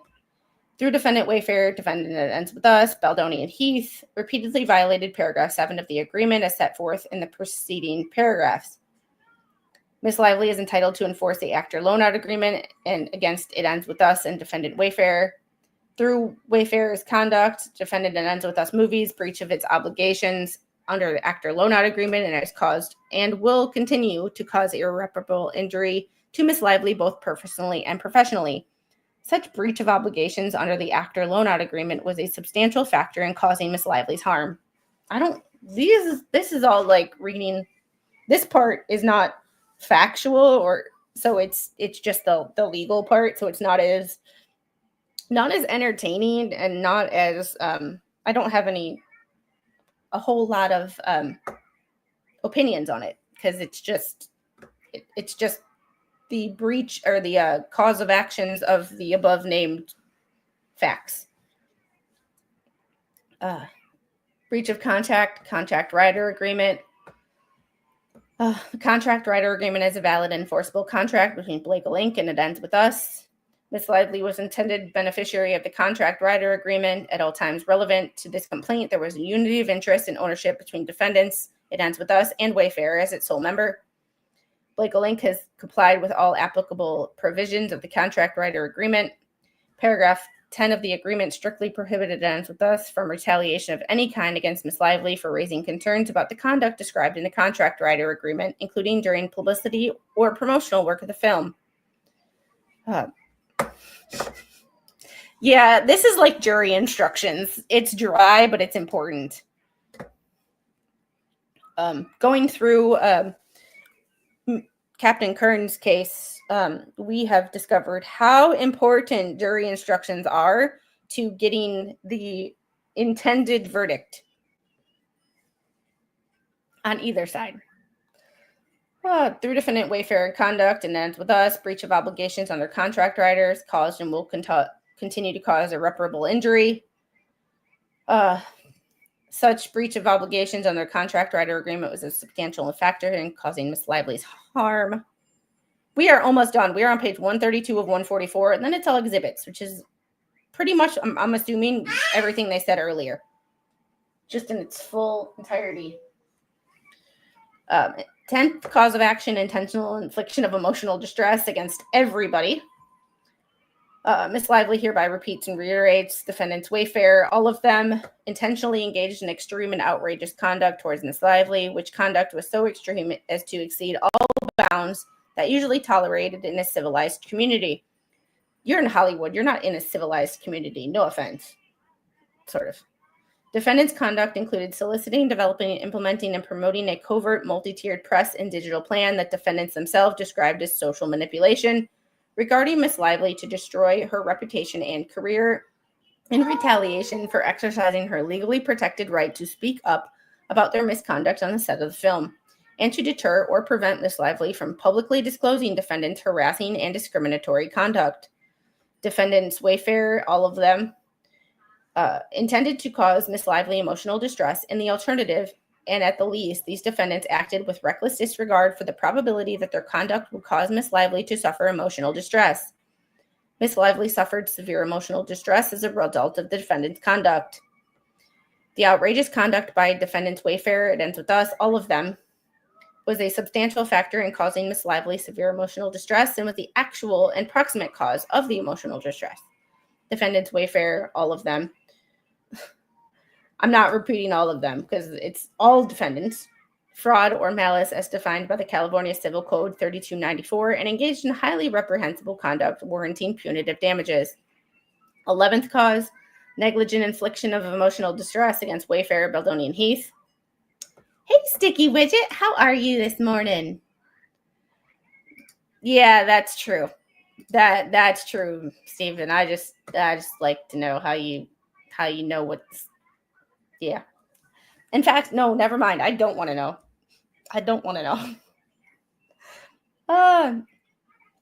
Defendants Wayfarer, Baldoni, and Heath owed a duty of care to maintain a safe working environment free of harassment and retaliation to avoid causing foreseeable harm to Miss Lively.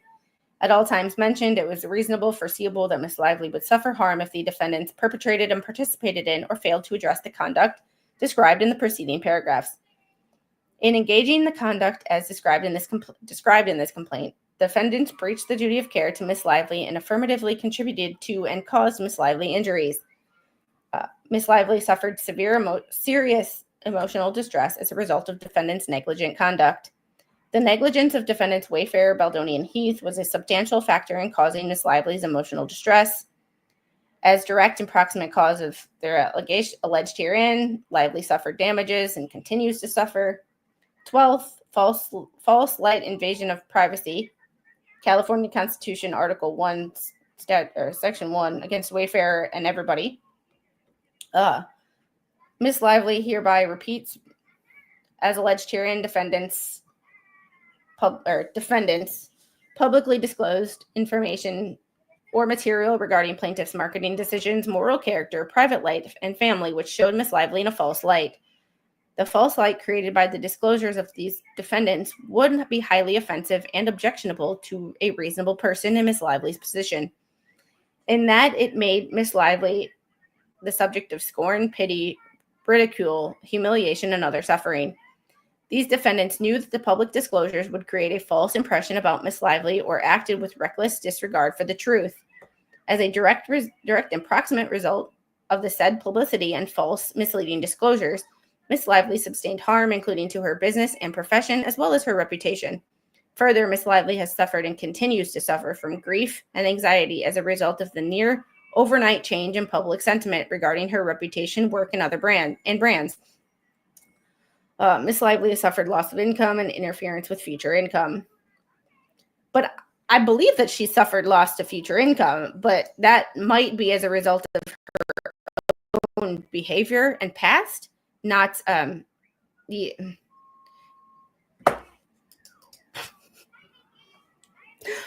Wow, it's getting cutthroat in the chat. Oh. Defendants have engaged in the alleged conduct with oppression, fraud, and malice. Accordingly, Ms. Lively is entitled to an award of punitive and exemplary damages in an amount provided at trial. 13, sexual harassment, violation of California Civil Code, 51.9 against Baldoni and Heath. At all times herein mentioned, defendants Baldoni and Heath, as a director or producer of the film, and as operators of Wayfair, had a professional relationship with Ms. Lively. In engaging in the conduct described in this complaint, defendants Baldoni and Heath subjected to Ms. Lively to harassing conduct based on sex and or gender.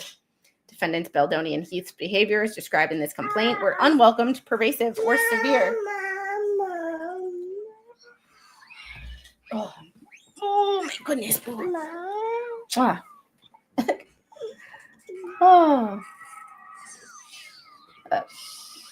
Such that it altered the conditions of the business relationship by creating a work environment that is hostile, intimidating, offensive, oppressive, or abusive. As a direct, foreseeable, and proximate result of the defendants Baldoni and Heath's unlawful actions, Ms. Lively has suffered and continues to suffer substantial damages, including past and future losses, earnings, equity, other employment benefits, and other economic losses. You want up or you want down? You're going to fall. I'm putting her down, but she's leaning forward. As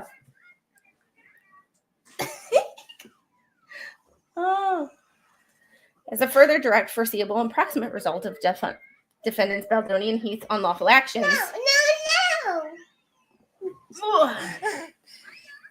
Miss Lively's suffered emotional distress, blah, blah, blah. Everybody says hi. She's watching Bluey. I turned the volume down just a little bit more, okay, boo? There we go. Defendants Baldoni and Heath committed the acts herein despicably, maliciously, fraudulently, and oppressively, with the wrongful intention of injuring Miss Lively from an improper and evil motive amounting to malice, and in conscious disregard of the right, safety, and well-being of Miss Lively and others. Miss Lively is thus entitled to recover punitive damages in an amount according to proof. 14th, defamation and defamation per se, our favorite topic lately. As alleged herein above, defendants Wayfair, Baldoni, and Heath, through their agents, including Brian Friedman, caused the publication of, participated in publication, or reasonably could have foreseen that their actions would result in the publication of series of false and defamatory statements of fact about plaintiff. As a reasonably foreseeable and intended result of the conduct of defendants Wayfair, Baldoni, and Heath, and their agents, and others repeatedly amplified these false and defamatory statements. Defendants Wayfair, Baldoni, Heath, through their agents, including Brian Friedman, intentionally made false statements of fact and false statements that conveyed a false meaning about Miss Lively. The statements Wayfair, Baldoni, and Heath, through their agents, including Brian Friedman, published about Miss Lively are reasonably understood. No! Well, you're the one who got down, Tinky girl. Conveyed Miss Lively are reasonable to understood to state and imply that Miss Lively fabricated claims of harassment and filed false claims of harassment with the Civil Rights Department and the state of California and with this court. Oh. I had my head down, and while I started listening to painting, I started breathing in my ear through my earbud. I had to figure out who was breathing in my ear. This baby's good. I had my eyes surgically sealed shut. It was still dramatic. Oh my goodness. Baby. Oh, I'm sorry, girl. You did that to yourself. Oh. Hey, look at that. Well, good to know. The defamatory meanings of their false and implied statements of facts are apparent in the face of the statements themselves, which included the following statements. they're repeating stuff that they already said. It's shameful that mislabeling her representatives was made serious and categorically false allegations against Mr. Baldoni, Wayfarer Studios, and his reps, as he did another attempt to fix her negative campaign or her negative reputation, which was garnered from her own remarks and actions during the campaign for the film, interviews, and press activities that were observed publicly in real time and unedited, which allows for the internet to generate their own views and opinions. These claims are completely false, outrageous, and intentionally salacious, with an intent to publicly hurt and rehash a narrative. I think this is about 50 pages longer than it needs to be, because they've said stuff multiple times where they didn't sweet. Oh my God, y'all need Jesus. They all need Jesus. I wonder with these long things if they use like talk to text so that they don't have to actually type all this. Yeah. Could you imagine writing all this by hand? Right here. Okay. Here you go.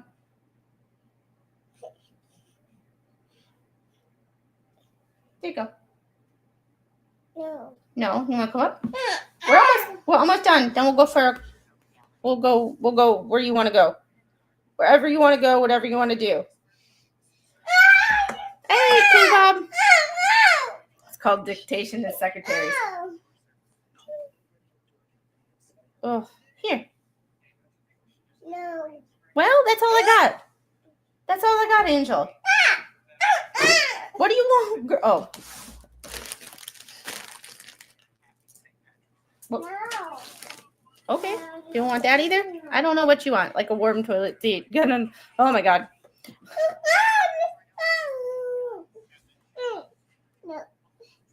I don't. She's. Oh my goodness, Angel. What? You can't have this. That's mommy's. We're throwing. I won't give her my weekly planner.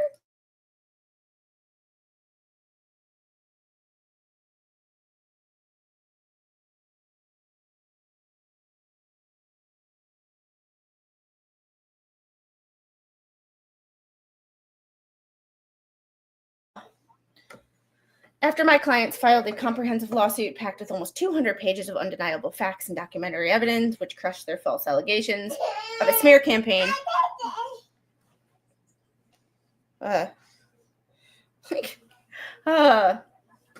They said all this. Yeah, they've said all this before. So they're repeating what they already had said. The statements and implications are false and defamatory per se, in that they impute criminal activity, punishable law, including filing false claims of harassment within the civil rights. We're gonna. No. Baby girl, No. Then you're. She wants to FaceTime her dad. We can't. He's at work. Like, I'm sorry, Angel. He'll be home soon. Hey. Yeah. No. Well, I can't help you then. There's just some things mommy has to say no to. Like, we did it. She derailed. She wants to color on it, but she has things to color on within arm's reach. Hey, Dad, how are you? Are you up for FaceTiming? Because she wants to FaceTime. Okay. You want FaceTime, Grandpa? Okay.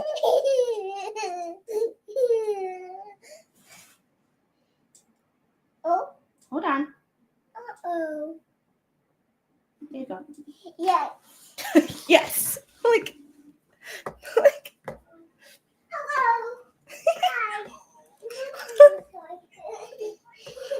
Oh.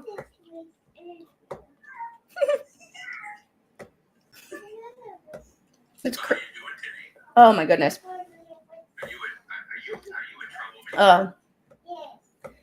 within the Civil Rights Department of the state of California, which would be a crime pursuant to California Penal Code 115 and 118.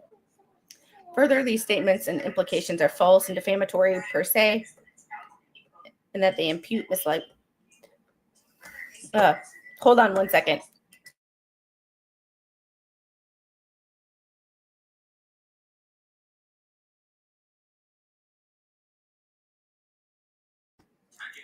There we go. Further, these statements and implications are false and defamatory per se. They impute Ms. Lively's image and standing as an actress by suggesting that she fabricated serious claims of workplace harassment on behalf of herself and others for no reason other than to take creative control of the film, threatened individuals associated with her work, and acted as a bully who leveraged her possession as an actress. Hold on one second.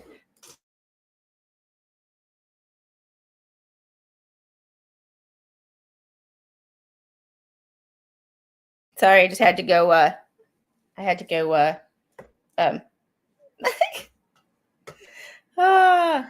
just had to go tell her to go to her room so that I couldn't hear, or y'all couldn't hear the conversation.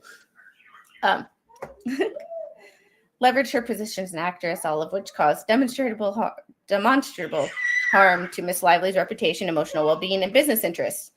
Defendants, all of them through their agents, including Brian Friedman, published these false statements with actual malice, i.e. with knowledge of their falsity or with reckless disregard of the truth. Defendants Wayfair, Baldoni, and Heath should have known that the defamatory statements, all which were verifiable, were and are false, including because they knew Miss Lively reported the same claims she had raised in the complaint during the shooting of the film, which Wayfair acknowledged, and they signed the protections for return to production document, in which they indicated that it was not only reasonable but also essential for the benefit of all parties involved. They knew that Miss Lively was not alone and that there were multiple complaints raised during the film. Defendants Baldoni and Heath had no basis on which to believe that allegations were true and indeed knew them to be false and continued to publish the allegations notwithstanding the knowledge. Defendants Wayfair, Baldoni, and Heath failed to assess or investigate the falsity of defamatory statements to cite inherent probability and obvious reasons to doubt the veracity of the statements. Defendant Wayfair, Baldoni, and Heath published the allegations in a manner to create false inferences. Wayfair, Baldoni, and Heath had personal, reputational, and financial motives for promoting the false and defamatory statements, including to preserve Mr. Baldoni's public facade and being pro-feminist and believing women when they assert claims of harassment.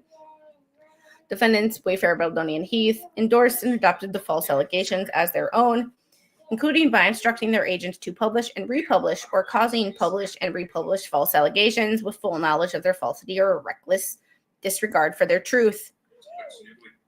Wayfair, Baldoni, and Heath, no applicable privilege or legal authorization to make false defamatory statements.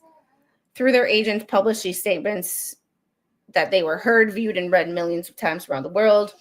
False and defamatory statements damaged Miss Lively's reputation in general public, in her profession, personal life, in her neighborhood, with friends, relatives, and neighbors.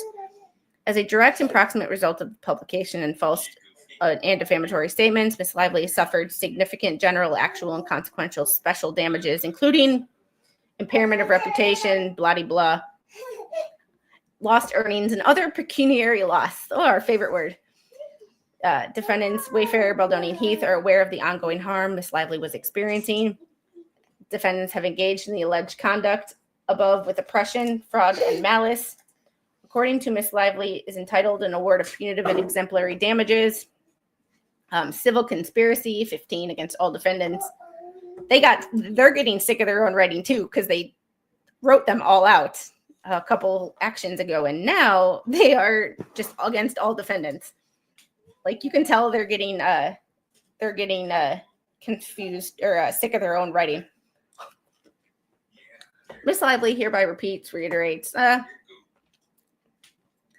Defendants formed a group of 2 or more persons who agreed to common plan or design to commit unlawful and tortious acts.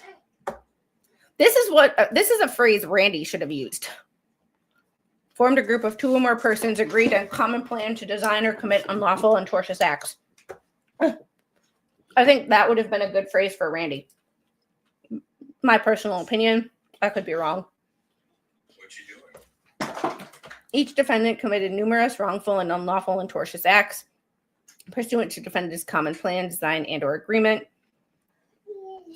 Ms. Lively suffered damages from defendant's wrongful and tortious acts committed in furtherance of defendant's conspiracy. Prayer for relief. Wherefore, plaintiff prays for the following relief: for a money judgment representing compensatory damages, including consequential lost wages, earning, and all other sums of money, together with interest on these amounts, in an amount to be proven at trial. For an award of money judgment for mental pain, anguish, and severe serious emotional distress, in amount to be proven at trial. Pre- and post-judgment interest, statutory and civil penalties, punitive damages according to proof, attorney's fees and costs incurred by Ms. Lively, and such other legal and equitable relief as the court deems appropriate, and demand for a jury trial. And guess what? What are you doing? We are done. Done. We are done. This is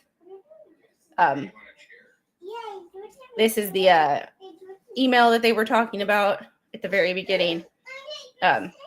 Protections. This is the actual document that they named everything above, so I'm not going to read them again. Exhibit B is the intimacy rider coordinator, November 15th of 2023. This is the actor agreement. Like in its entirety. Nudity riders. This is when they added Todd Black. So I'm not going to go through all of these. 84.2. These are just more if an artist exposed to COVID. That actor writer. Oh, look, she did sign that one. So there's proof that she signed at least one. There's the nudity writer. Oh, yeah. But here, signed by Jamie Heath, sent, viewed, signed. Did she have to sign that one too? Exhibit C it ends with us. Positioning. Oh, I believe this is. Oh, this is the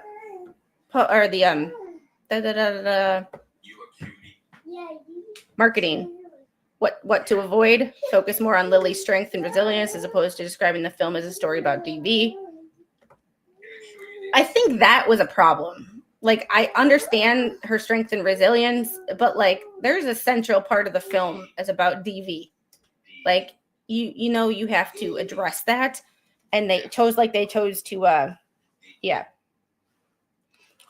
Any questions about the lack of diversity in the cast? Sweet Jesus. I mean, I understand they have to plan for everything, but the fact that that's even a question that you would like.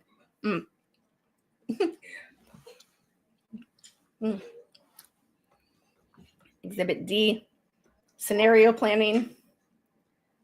It ends with us.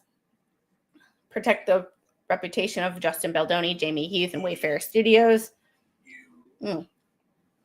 This is the crisis mitigation document. This is all the stuff that they described above and they referenced. These are just the actual documents. And that is the last one. Oh, Exhibit E. And then a Blake Lively Advanced Wayfarer Studios. This is the email. Oof. Like, yeah, listen, that is the document where they discuss on the issue of Wayfarers Council, the yeah, that's a very, a very long document that I will post somewhere for everybody to read. I just have to figure out how to separate all the exhibits from the actual document. I have to go and repay for them. But we are done, finally done with Blake's complaint. Oh my goodness. And on that note, we are going to take a couple of days vacation from this. Tomorrow will be more of the Ruby Frankie lawsuit. And I saw on Hulu the other day, I don't actually have Hulu, but I saw an advertisement for it. They have a documentary on Ruby Frankie. This is not, well, this is her initial complaint. There was 85 documents at the time that I looked this up. I'm sure there are more now. But before we got to any of those other documents, we needed to read what was in her complaint. And her complaint was just very, very long. I'm working on that. I have to talk to you and Gabby about making it like simpler and only having documents and not a lot of places to chat. The Discord server hasn't been an issue. I just feel like I'm being stalked for anything that I say for people to use against me, even though it's my opinion, and I don't trust anybody right now. So we're just going to get rid of it. Well, not get rid of it, but boot everybody, redo some things in it, and then re-invite it. So there will still be documents, but other things will be different. Like there may not be any discussion on the cases. And it's just going to be simpler. It's going to be mostly documents and maybe one chat area, but I have to talk to you and Gabby. After this, we were going to get to Justin's complaint and Justin's evidence that he released on the website. And then after that, we were going to get to updated documents. Oh, yes. If you want to come watch it's Court Watch Discord later this afternoon. Flash Fan, can you drop the link for your Discord server? Flash Fan has a Discord server called Court Watch where he literally watches court cases. He was doing Melanie McGuire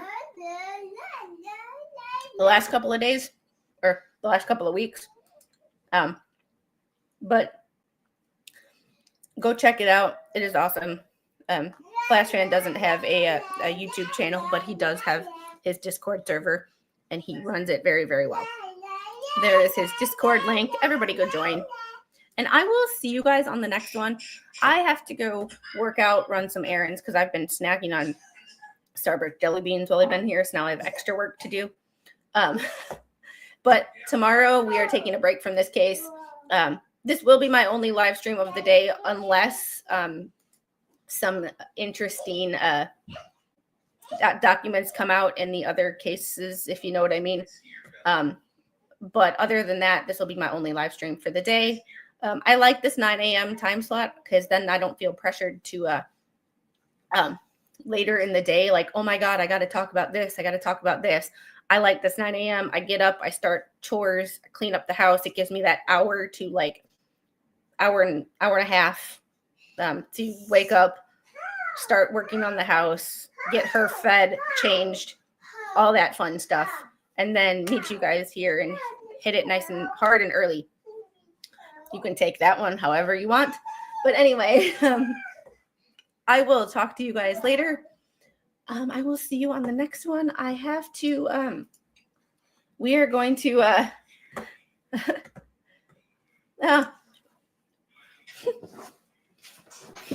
that's awesome. Hey, Flash Fan, I have something to tell you.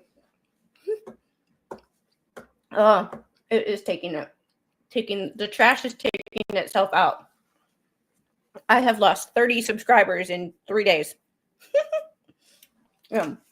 Probably as a result of what I said yesterday morning, because I finally stood up to people talking shit about me.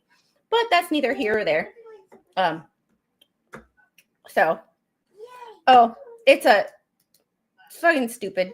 See the first 30 minutes of yesterday's stream. Angel, what happened? What happened? There we go. Whoa. All right, we are going to redirect to Mo. Yeah, this is what happens when I stand up for myself is people don't like it. So We're going to go to the Petty Express with Mo. Tell her I said hi. Y'all have a great day. Yep, she oopsied. I will see you guys later. Bye.